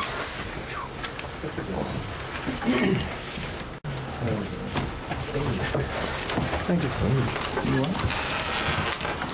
Move it up right now. Yeah, please. Pull down to you. Okay, old business, I'm assuming we covered the yacht club in the 10-year. I believe we've covered that topic. New business, IT support discussion. What the board asked me to give an overview of our IT, basically our information technology section, and we're talking to Dave Shorten, who actually puts that together for us and really manages that for us. I spoke to him and decided instead of me talking again, we would throw Dave at you. The only thing that I would make sure I want to share, we're giving a 35,000-foot view. We're not going to get down into the weeds of it.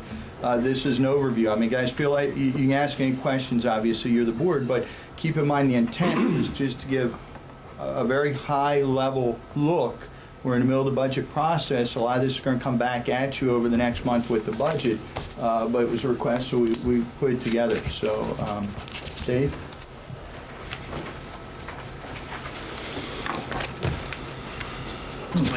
Am I moving again? Either that or go blind. Either that or go blind. Exactly. Good morning, everyone. For those that don't know me, I've been here about 5 years doing computer support for Ocean Pines. And it started with a committee that was formed in 2004, of which I participated, and we developed a report that said, well, this is where the technology is going, and I've been kind of following that as my Bible all along. So this is part of the plan that was developed a while back. And with Bob coming on board, we've got some new ideas, some new things that we want to go, and I'm going to go over that today. Here's where we're at. We've gone through each department. We've looked at software. We've purchased and implemented software for each of the departments that does what they need to do for their jobs. It works well. The problem, the challenge we have is cross-department information sharing and collaboration. Right now, everything is done manually. If Bob needs some information at the request of a board member, he has to call the department manager. They may have to call someone else in. What we really need is a way to tie those departments together so everybody's working together and information flows better. That doesn't exist right now. We have the permanent membership cards that we've implemented over the last couple of years, and that's been successful in not requiring people to come back every year. They can just send a check in, we renew it in the database, and everything is done. We also implemented the rechargeable coupon cards, but we see that vision as being more than that. And what we'd like to have is one card that has everything. It has money, rounds of golf, access to the pools, basically food and beverage, everything. And every resident or visitor would get one of those cards, and they could recharge it.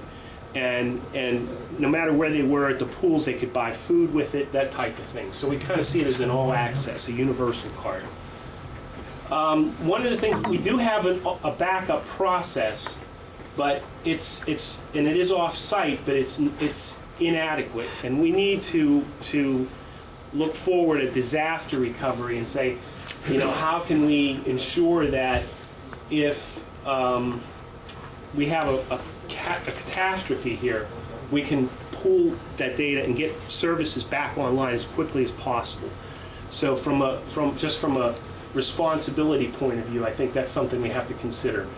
And we just did a whole series of upgrades to our network, and what that is doing now is it's providing redundancy. So if a T1, the infrastructure in Ocean Pines, because of the wiring, every once in a while our communications lines go down.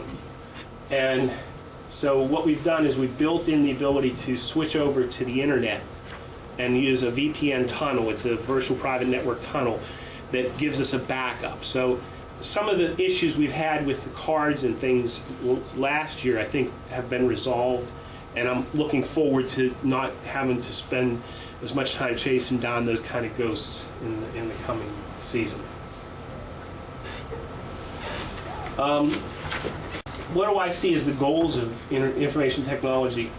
The real key is to increase property values. I mean, you know, the whole goal here is to make Ocean Pines a place that people want to move to so that they're willing to spend the money. I mean, we're pretty much built out, so the existing properties have got to be have value. We have to add value. And by doing that, to achieve it, what we want to do is make sure that every person that either lives here or visits here has a positive experience, okay?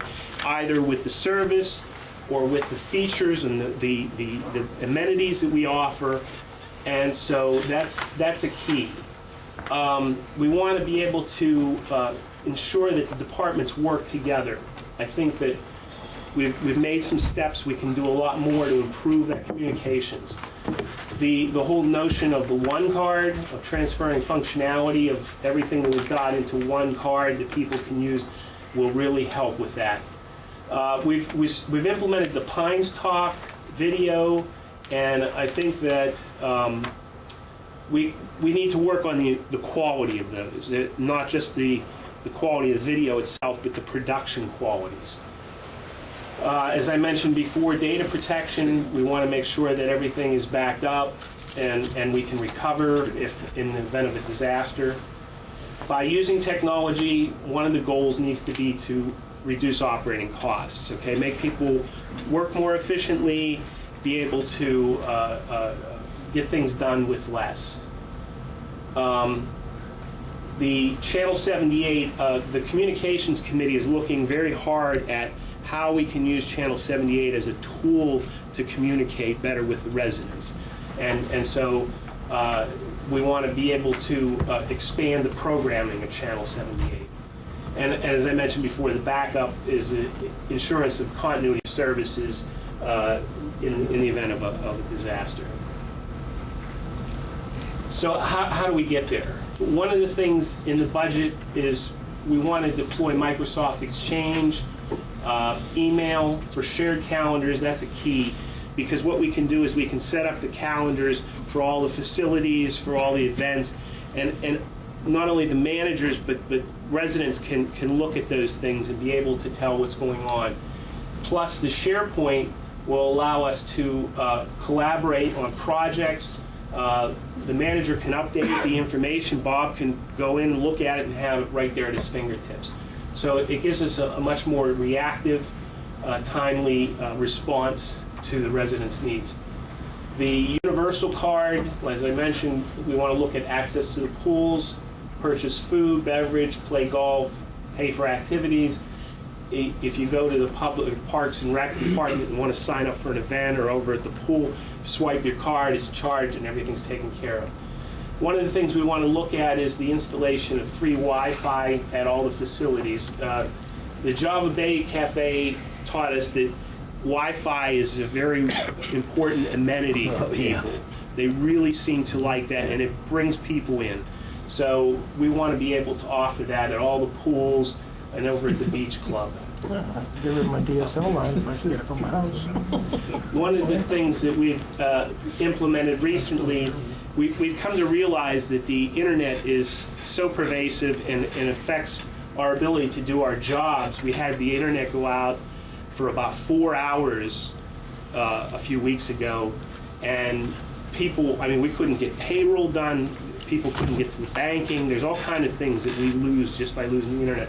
So what we've implemented is a backup system that automatically fails over if the cable modem service goes out, and it kicks in a DSL service. So we're looking at recognizing where our weaknesses are and trying to beef those up. There's a recommendation to purchase some video equipment that we can use not only for shooting meetings and committee meetings, things like that, but also events, the Pines Talk, and being able to, some of the things that we tried with one of the Pines Talks, I tried to do some green screen background, but when you shoot it, you have to have fixed cameras, because if you zoom in on something, the background doesn't change, so it looks like people are on like these motorized chairs that they're rolling around in. So to make the videos more entertaining and to get people to watch them, there's some equipment that we can get that will make this more higher quality. Now, the other thing that we can do, what I've recommended, is we can actually stream that, web stream it, which means that if you want, you can actually take a board meeting like this and stream it out so people can actually participate on a live basis. Scary notion, right? One of the other thing we want to do is we as part of Channel 78 with the programming, we want to be able to run like ads, if you will, for the amenities and promote events and things like that.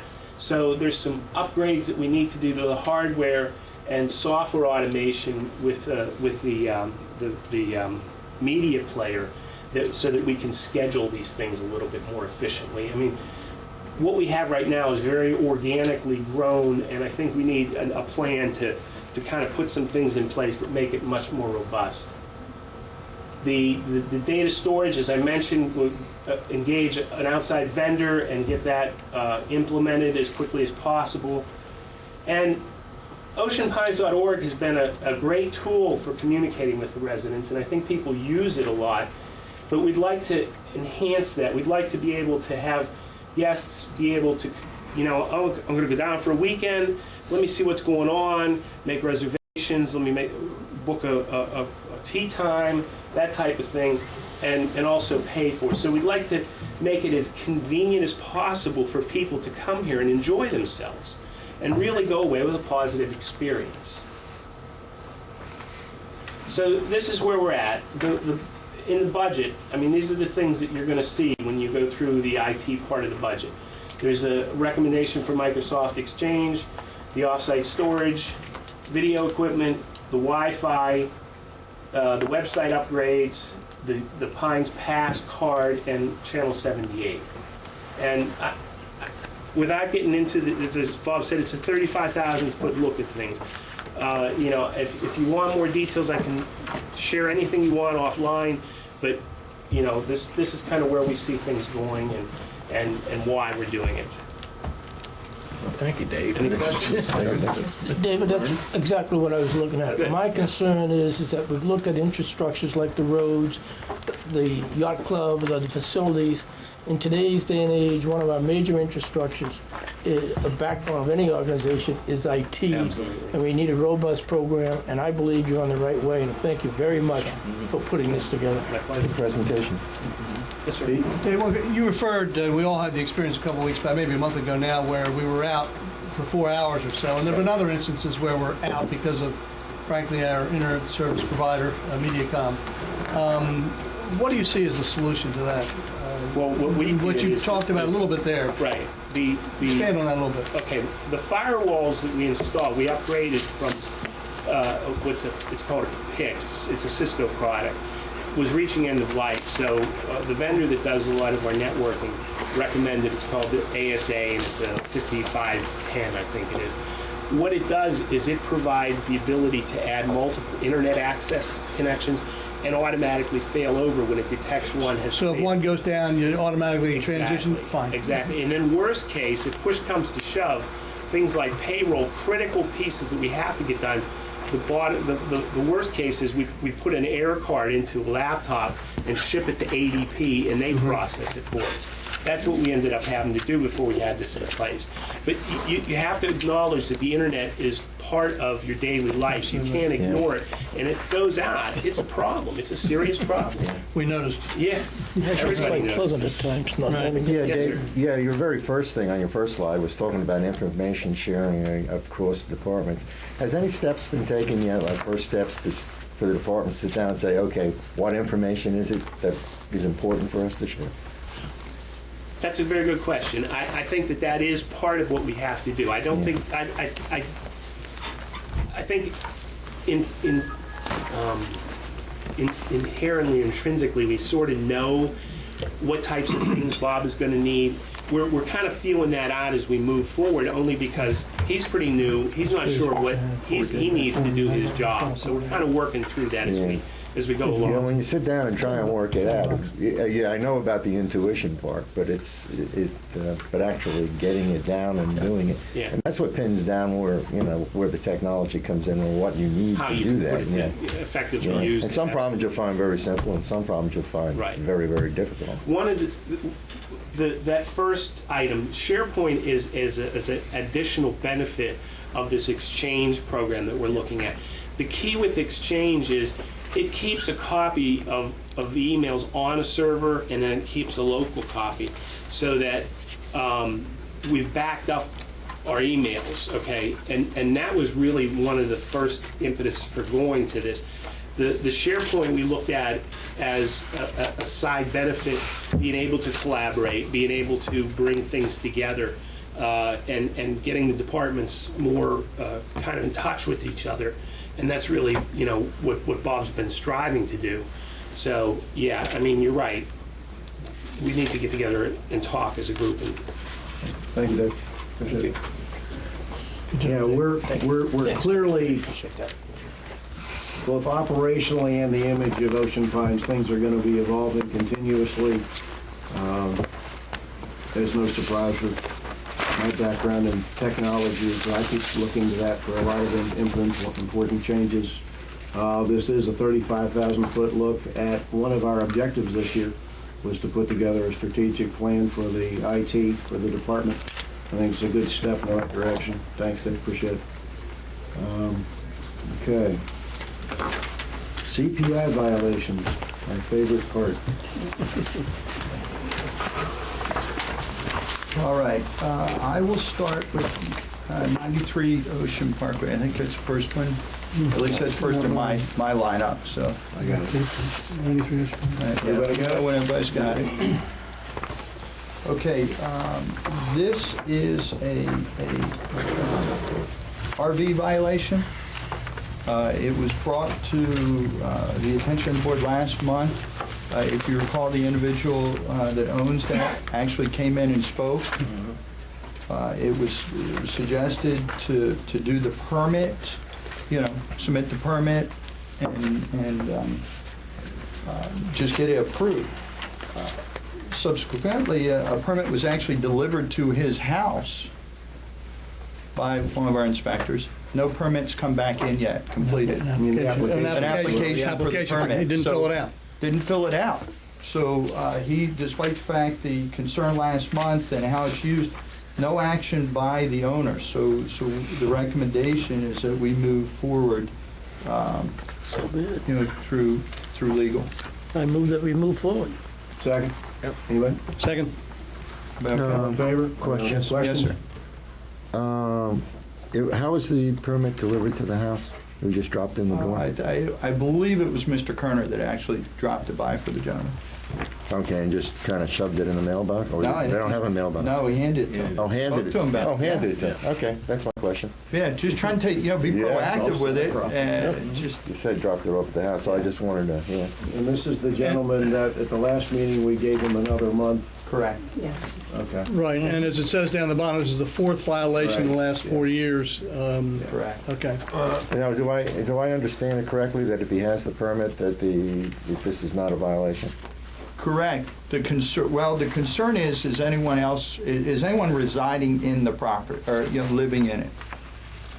Oh, is anybody living in the little... Yeah, you can't have RVs, but under a Okay, so certain he's got size. to filling out the permit, stipulate that nobody blah, blah, blah, Yes, sign his sir. name to Perhaps it. there's a reason I- why he hasn't done that. Well, I understand.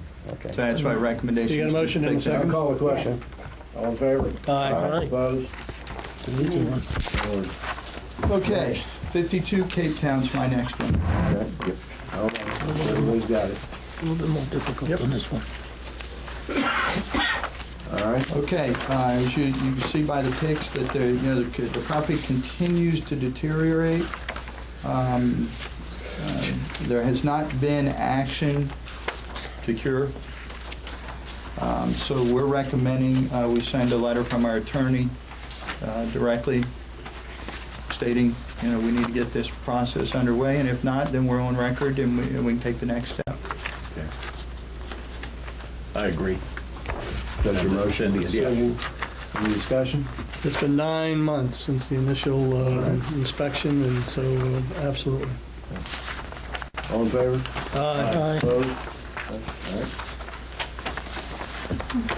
And next, Bless you. Next one's 21 Falcon Bridge. I got a 16 Alden and I got a 15 next. Falcon Ridge next. Everybody, I got it. I'm sure. Falcon Ridge. Do they put together there? I don't have that one. Yeah, sure. There were multiple vehicles. Now there are multiple, I say vehicle, one boat and one vehicle on the property. And you'll notice they're parked in the yard. They're not even in the driveway. Yeah. They're storing the vehicles. They were asked to remove them. Yeah, haven't done it yet. You look at the pictures, I mean, it pretty much tells you. I haven't seen this. Yeah. Mr. Kerner did speak with the gentleman in his driveway about it.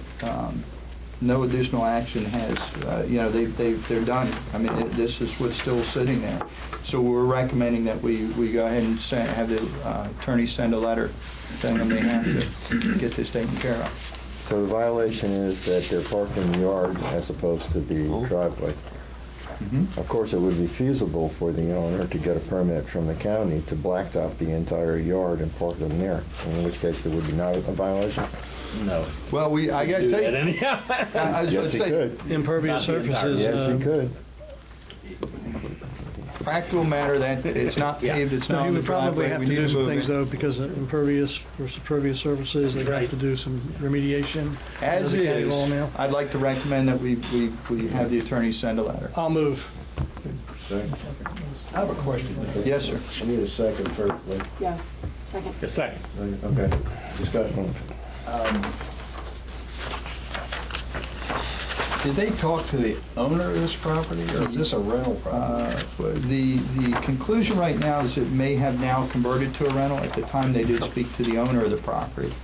At the beginning, we think that it may have already converted or in the process of changing over to rental property for the gentleman, but they have spoken to the owner. We've never had a return receipt on anything on this. A lot of these we don't. Send it. The reason I asked that, and I have nothing to base, I don't know about this property, and obviously there may be more than one. I happen to know a David and Susan Olson who have been divorced for about 4 years. If it's the same one, then it seems to me they're not really talking to the owner of the property. So I'm worried about a little confusion there. And in fact, it may be a different person. I recognize that. Well, Mr. Woodley would make sure he sent our attorney to the owner of record, and it just, hey, take care of this. And the next thing's coming from them directly to the owner. I mean, we've done our steps as association. The elevated is to go to the attorney to send it. Many times that takes care of it, but I just need to make you guys aware that we're going to take that action if you guys deem it appropriate. Yeah, regardless of who the legal owner and with divorce, the condition is there and needs to be corrected. And, Yes, but you're the right. pictures say it all. I'll call the question. All in favor? Aye. Opposed? I oppose. Next. Excuse me? John? I oppose. Down's a no. Okay.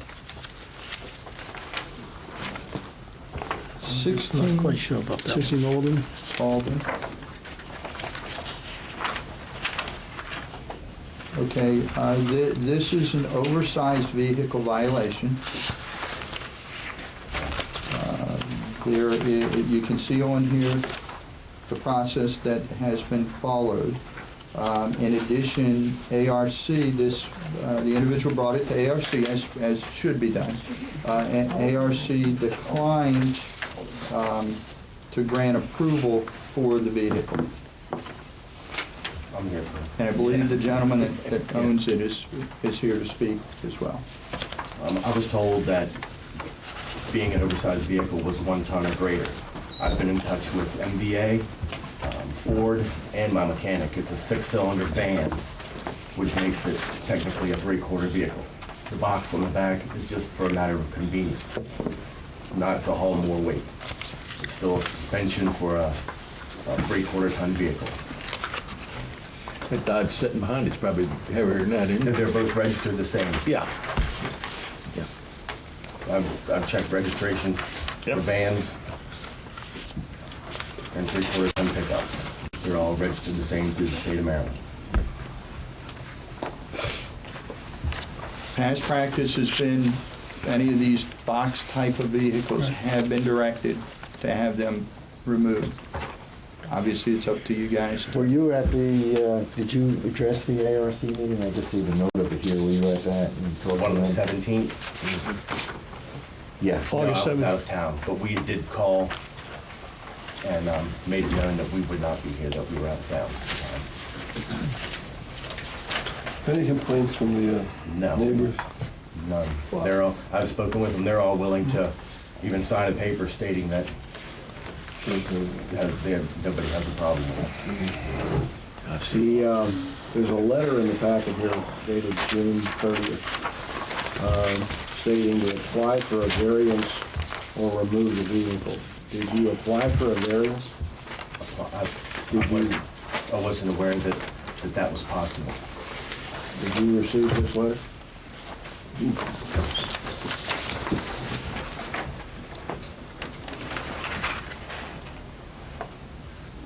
Not to my knowledge. And I purchased the vehicle in 2004, and it was suggested by a friend of mine. He used to have a power washing vehicle, which was considerably bigger. Yep.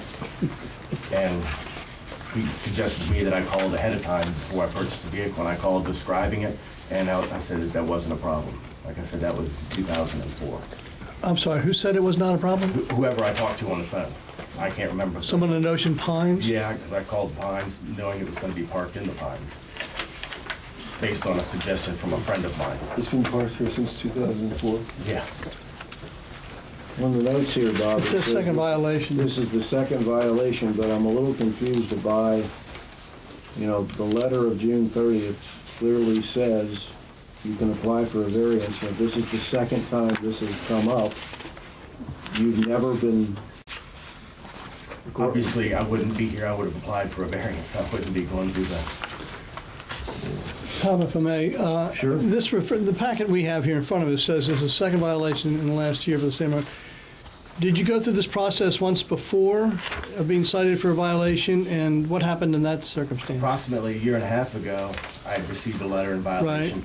I called explaining my situation and never heard anything back, and just assumed that it was Okay. taken. What we do, And then I got So and then if- recently it's when I got the second violation.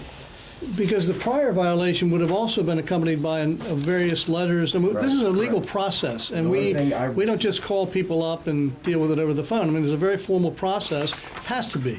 I understand that, but the only thing I've ever received is a picture of my truck and a letter stating that I was in violation and to contact the appropriate office. Well, it calls attention to their meetings and gives you the times and dates of the meetings and so forth. And here's what I'm going to maybe suggest here, is that since he hasn't appeared before ARC, perhaps make that happen, and rather than us be the ultimate judge, we have a recommendation from ARC, do we not, here, to proceed to the next step? Correct. Send it to Attorney Varela. That is correct. Okay. And we can do that.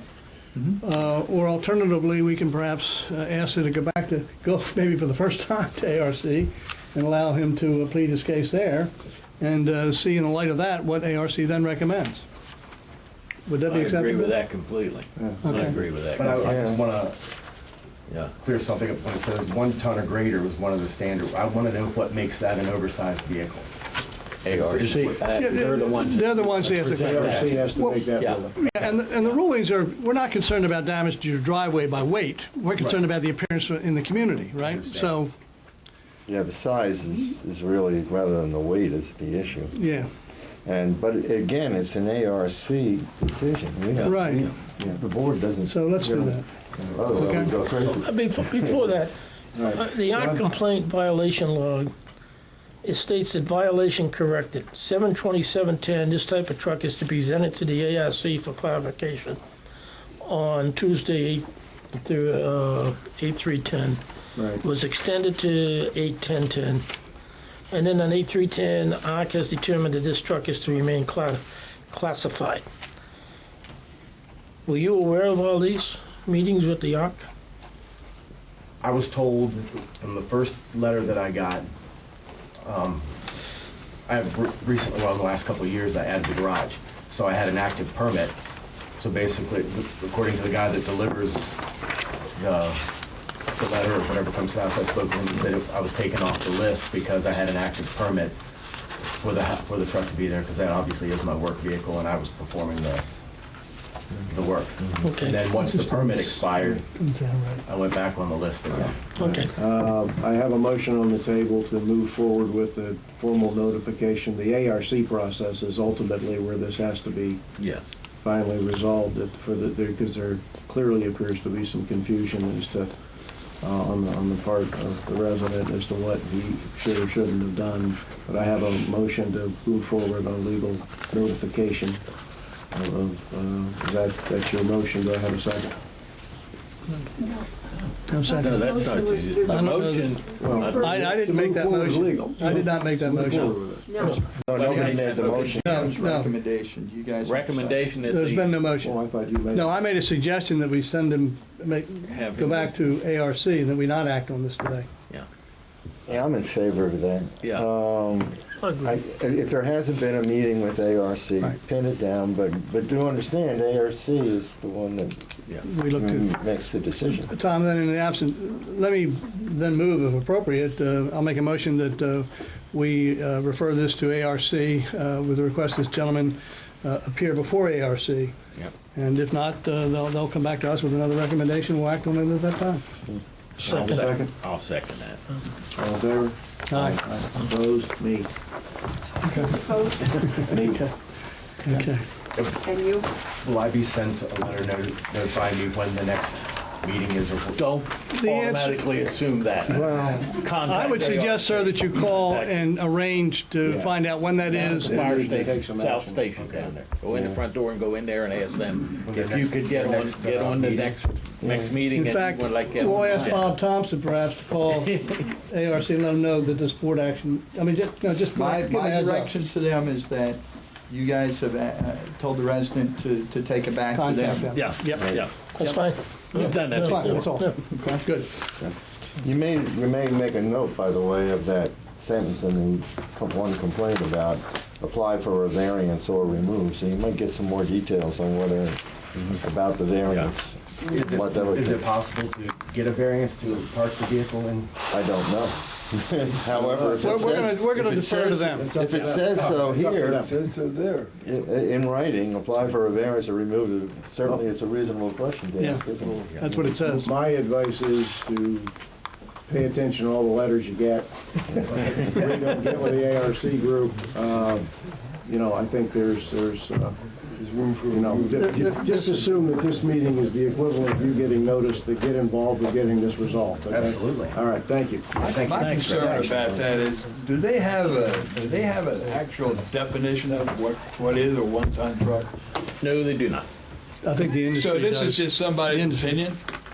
Oh, I think it's... No, it's classified, if I may. But weight, that when they go, weight-wise and size-wise are two different worlds, and we've looked at this and talked about this for years down here. Somebody's Same opinion. thing. Somebody looks at it and There's says, an "Oh, industry, that's a big truck." there's an industry classification, as I understand it. They will classify it as this or that, and 1 ton is one of the industry classifications. Because if they don't have something written, They do, they do. That's what the bylaws are. There's some They do. precedents too, but there's a lot of things that are Yeah, ill-defined. that's why you can have exceptions. Many things that are ill-defined, you know. The gentleman can apply for a variance if he needs to. and- Right. and pay Leader's attention to the case and letters he so gets. forth. Okay, the Bob. next violation, 13 Links Lane. Interlinks. So somebody sat on a plastic fence and broke it and hadn't been Okay, you fixed see yet. the picture, it's just, It's a simple solution. a It's simple been out- solution. Yeah. They live in Olney. It seems to be a bigger ahead. issue. What's that? I said, it seems to be a bigger Yes, issue it down there at the really- bottom, the delinquent for the last 3 years. Is there something going on with this house that we don't know about, or, I mean, just that little piece of fence, I couldn't see going to the lawyers on. Well, here's the step. Look at Here's what this. would happen. We I saw that. can't enter the property and cure the issue until we send a letter from the attorney making them aware of the fact, here's what it is. Because deteriorating properties such as, this Yeah, fence no, obviously impacts, properties around it. So before we can take any action, our next step is to take legal action, send a letter requesting that they take action to fix the problem. We We can't have do a anything fence and until... a house number both, actually, there's 2 things, according to the write-up. I think I noticed a third as well. If you look at the last page, look at that grass. Yeah, but you, Obviously, I know, they that can we're do not citing it for something that, about but it that, yeah. suggests that there's a larger problem here with maintaining the property. well, the big problem is 3 years on past. Understood. So my question is, are they being responsive to us at all? I mean, if they're past due They are 3 not. years They're not. on the foreclosure, They are not. we go to legal. Correct. And that's okay. our recommendation at this point. No, on the foreclosure item. Well, I that's don't know a where they separate- stand. Separate process. I don't know where they stand on the At foreclosure 3 years, issue. they're kind of, Yeah, they're kind of on our list, I would assume. Yes. Then you have apparently a grass issue that they took care of, so they were responsive there. And now we got just a little piece of timber missing off a fence. Well, it's a little more than that, but okay.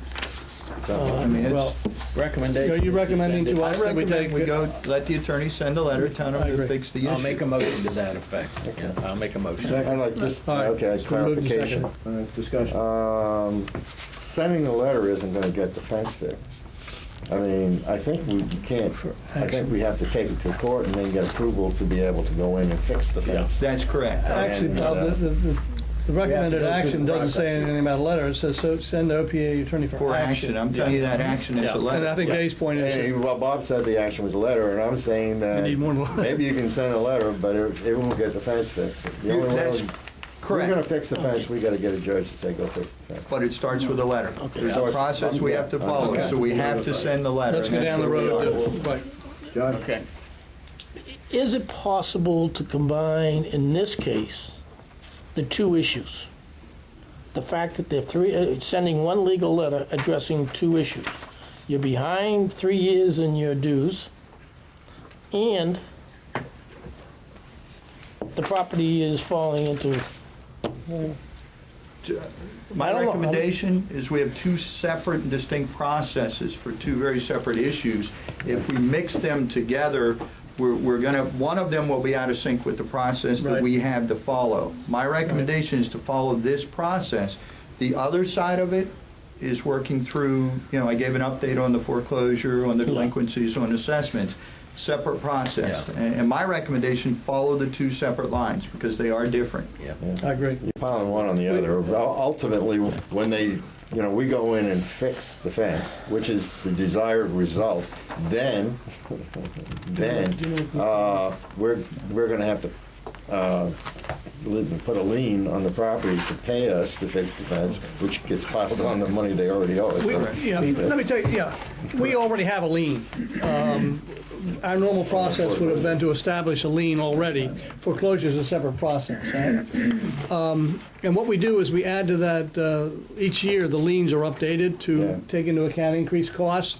So to the extent that we incur costs in fixing this, that amount, if it's a couple $100, whatever it is, will be added to the amount next time we update the lien. So our lien keeps increasing as they incur interest charges and other charges. This will be another charge. But, John, I think you really need to keep them separate, because the foreclosure world today has to be pure and separate and distinct from anything else. So, John, anything?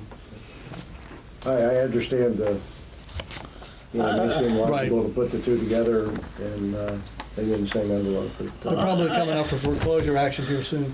I mean, we're talking one board. It's not like the previous house we had that has a whole bunch of disrepair. We're talking a $5 at best fix. And I know there's been no responses. Has anybody knocked on it? Is anybody living there? No. No, they live in Olney, Maryland, Yeah, obviously. there's no one that lives there. So it's a rental property, or? I can't tell you what they're doing with it. There's no one Vacation, residing there. part-time. Probably just- Half of the properties in Ocean Ponds? No, I I understand. mean, just look at the lawn, that tells you something. And the fix is really talking with Public Works and how we could remedy this if we had to do it. We're guessing $200 to $300. Yeah. So it's not a large amount, but it needs to be. The neighborhood, it's a nice neighborhood. That is, we're being ignored at this point. Yeah. And the neighbors are being Financially impacted and by the upbeat. unsightliness of Right. the, so let's get it fixed. So we need to send a letter in order for us to take the next step. Correct. One last question. Yes, sir. I assume that our certified mails are going to the place in Olney, Maryland. Correct. Okay. Call the question. All in favor of the move? Aye. Aye. Opposed? All right. They're not in your package for a reason. Okay, there are two, Over the house. gentlemen, there are two more. I'm passing these out. The reason they weren't in your packet, this is just a follow-up action, and we're giving both to you, and then we'll talk about it. This is follow-up. You guys have seen both of these before, and you guys are okay moving forward with this. But I just want to advise you and make sure you're aware of it, Oh, yeah. okay? Which one you want to do? The next, what's that? Ocean Park. Oh, I'm sorry, let's start with 84, Shandy Hook? yes. Same. All right, you see the property, and if anyone hasn't ridden out to look at the property, I have. I actually went this morning to make sure there was no other work that had been accomplished. It's already been, the house is in foreclosure. You see the county has already put a structure declared unsafe. We have a property that continues to deteriorate. Obviously it becomes not only unsightly but a hazard. We're going to recommend taking the next step with the attorney, and that is to work with the county to have the properties already, I don't want to use the term condemned, if it's the right thing, but we need to take it, someone needs to take action on it. The next step would be send them a letter saying if you don't cure, and this comes from the county, but we have to, through our attorney, advise them to do so. If you don't take action to cure the issue, we will petition to have the structure torn down because it's a safety hazard. Control burn for the fire department, give them practice. Whatever the case is, but it is, if you go by and look, the roof is clearly That's what caving they've in. done, yeah, they've done that in the past, yeah. So is there any I'm action? noticing the date on the danger sign by the, I guess it's a can, right? It's been there for a while. It's 4/29/10. been there all, It's been there a long time, Pete. So what we need That house to, has been in disrepair for over Is there 6 any years. action we need to take in this? you just have to give me permission to have the attorney take the next step. About 5 years ago. Oh, really? Yeah, I move. like that. Okay. Second. Dave, okay. Discussion? Les? No. No? All in favor? Aye. Opposed? Okay. None? Involved in emergency. It's unanimous. So All moved. right, hang on, I'm just making my note on here. All right, the second one that's on here, you guys have also seen this. This is the property with the screen that's hanging off. The recommendation is for us to move forward to cure the issue. I mean, it's a couple $100. I mean, it's not big, fix it, yeah. but we can engage to have someone go over and just replace the screens on that back so it doesn't continue to deteriorate and cause a hazard. You know, high winds or something, you're gonna have, you could have some additional damage. And then we build the, bill to the homeowner. Added to the amount they owe us. Yeah, 2 years there's a delinquent. common theme. Yeah. So let me ask again. So you're gonna go in and fix this one? Correct. The screen.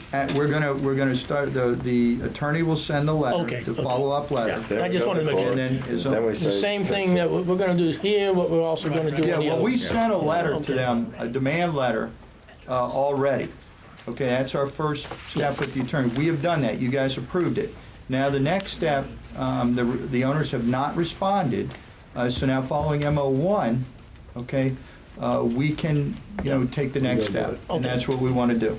Similar type of action that we probably will do on that. Right. Yeah, similar that we'll do on that last one, Yeah, once we okay. go through, we're a step further. Phyllis had a comment there, I don't know if you heard it. It takes two-thirds to approve taking the, Vote, and then you can enter. Yeah, enter on right, it. right. Dave? So it'll come back to us before we do that. Yeah, I'd just like to make a point. I mean, that these last two actions, I think we're going to see these things recur. I mean, basically, what we're saying is that the OPA, through the board, is going to take action to fix properties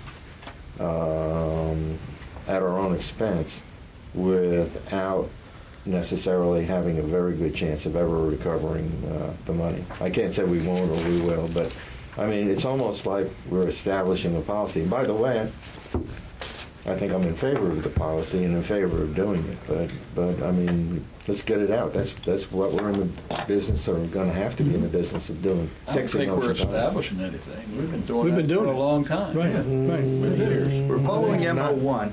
Yeah, the rules are in place. Yeah. That's right. We're just But- following But policy. this is going to happen more and more now that we've got this process in place. Well, we have been, not only, we've been following this in the past and authorizing the incurrence of expenditures, but in each case, as in these, it's a modest amount for the benefit of the entire community. So let's do it. But we've been doing it. Yeah. This is not new. No, I think it is fair to say that, we may see more of this, but we've got. A couple hundred here, a couple hundred that make the community look better. It's our Yeah, job absolutely. ultimately to, defend the community. Yeah, and from these just types of things. following MO1, just for clarification, item 9, you guys have all the information that gets provided in the steps, and then the board will take into consideration all facts related to the case, Yeah. any matters of extenuation or mitigation, and the GM's recommendation. Action to be taken may include: take no action, direct the GM to take action by entering on the property and make the repair with 2/3 vote, contact the member by letter from a board or in person, from a board member or in person, send the case to legal for additional appropriate action. Yeah. So that's where we are on these. But then basically, as we get the number, I mean, what's going to happen is the number of, I'm talking about the delinquencies. I bet there's I a know. high degree of Right. correlation I agree. between the delinquent Right. properties and so This forth. could be a couple $100 that we'll never get back. Basically, let's settle that, the fact that we're going to fix, those properties which are not being maintained and are in delinquency, and we're going to keep them looking nice. I mean, at least to a At least reasonable reasonable, yeah. I think as long as we continue to follow the process as it was established and the process works, we may see more of these, you may be Yep. right. I think it's a little No, slower than we'd like, but Okay, I'll call the question. all in favor? Aye. Did you have a motion? No. We need a we have motion. Okay, one. I'll move that we, I'll second. all Okay. right. And I'll approve How's it. that Aye. for speed now? Okay.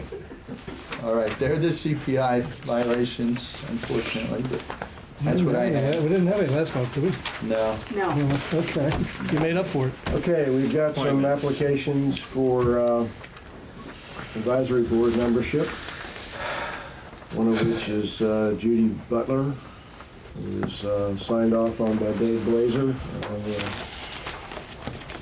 Talked to Dave, he's very excited to get her on the committee. He's a scientist. You want to act on that one? Yeah. Motion to approve. Well, I have a question on the other one. Okay.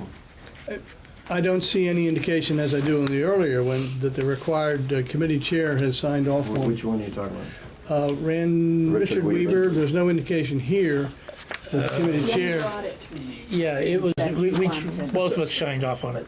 Okay. that's all I need to know. Yeah, we both signed off on it. Next time, maybe put that on here so we can, Actually, I thought we discussed it at our last meeting, and we're good to go with it. okay, fine, that's all I need to know. Yeah. Good.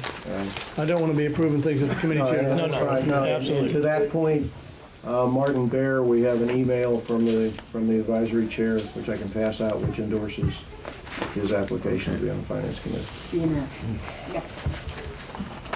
So by acclamation, all approved? Well, Yeah, We're talking about Weaver and Butler, right? and more. Well, and Martin. You did that? And it's approved? Yep. Fine, so Yeah. the motion is what, all three, except all three, right? By acclamation. Yeah, Can't. fine, fine. Public comments. Public comment. Joe. Thank you. Joe Reynolds, 84 Watertown Road. Dave Stevens made a comment that I don't think was correct, and I'm surprised he made it, having been on the board for over 3 years and active president, and having voted to do what he said we can't do. He said, we can't go on somebody's property and fix something without getting a court order. That's not true. Not true. And he has voted in the past to do exactly what he said today that we can't do. I've been a proponent in the past, and perhaps it really isn't necessary all the time, but for many, many years, our attorney was present at board meetings. If you think about it, our attorney represents an ongoing fountain of knowledge about the history of what goes on around this place. And so often I see the board of directors debating things that have already been decided in the past 2 or 3 times, only because they're not aware of the history of what went on. So whether it's useful or not, I don't know, but maybe this board could give some consideration to going back to having Mr. Moore present at the meetings. I don't think the cost was that exorbitant considering their budget. I can't imagine the county operating without having the county attorney present at their meetings for the same kinds of reasons. You people are making decisions that often have some basis in legal issues or require knowledge of past decisions that you don't have. And you might even save a little bit of time. On the issue of that fellow was here with his truck. Is the truck actually rated by DMV at 1 ton or greater? I don't have that Okay, here's the information. issue, here's the issue. And again, this goes to an understanding of what we often pass and then don't think about. The basis of the restriction is a change to the declarations of restrictions some 15, 18 years ago that prohibited vehicles 1 ton or greater. Now, I think if you look at the, what do we call that other bunch of stuff that's related to the DRs? The ARC guidelines. If you look at the guidelines, I think when they wrote the guidelines, they took that 1 ton or greater, I could be wrong about this, but I believe this is correct, and they expanded on that somewhat arbitrarily to say oversized vehicles. But oversized vehicles is not, I don't think, is in the DRs. It's the 1 ton or greater. So as a practical legal issue, the man either has a 1 ton vehicle or he doesn't. If he does, the size of it or whatever may not even be a legal issue. It's either 1 ton or greater by our declarations of restrictions. And I think too often we get caught up in the debating the gray areas of this when some of it may be pretty well spelled out in the DRs. Okay. But anyway, thank you. Okay. Ma'am? Press? Yes, sir. You don't have the dates yet for budget review by the board? Yeah, that's what. Yeah, we got a hold of that earlier. There were some dates up there for the budget and finance, I thought, or did I miss that? You missed it. Okay. The week of January 10th through the 14th is, 10th to the 14th. we have to establish the actual, each individual department meeting schedule, but that's the week. Any other question? I'll get to you in a second. Okay, Ray's first. My favorite part of the meeting. I thought this is, I'm not part of the press. No, I thought you had your hand up. Oh, no. There's no more. No, Ray had his hand up. No, I was going to comment in response to, I think you said, though, that you would specify with the board members exactly when Yes. those gatherings would be, Yeah, within the we'll couple put a of days. whole calendar and schedule So it'd be 10 together. o'clock here. He hasn't done that yet. Okay. We will do that. And you'll let everybody. Absolutely. We'll put it right Except on. for you. Except you. Okay. We'll send it out to the world. Make sure they know that. Yeah, Right. that's yet to be determined. Request adjournment. Actually, we can't do that because we have to I know we're adjourn, going go into a into closed private session. session. We're Yes. going into closed session. Yeah. Well, I move that we adjourn and go into closed Yes, we'll session. adjourn and go into a closed session. You want to do it legally now? You move? I move. I'll second. Second. We go into closed All in session. favor? Aye. Yeah, we'll go. Okay. I request a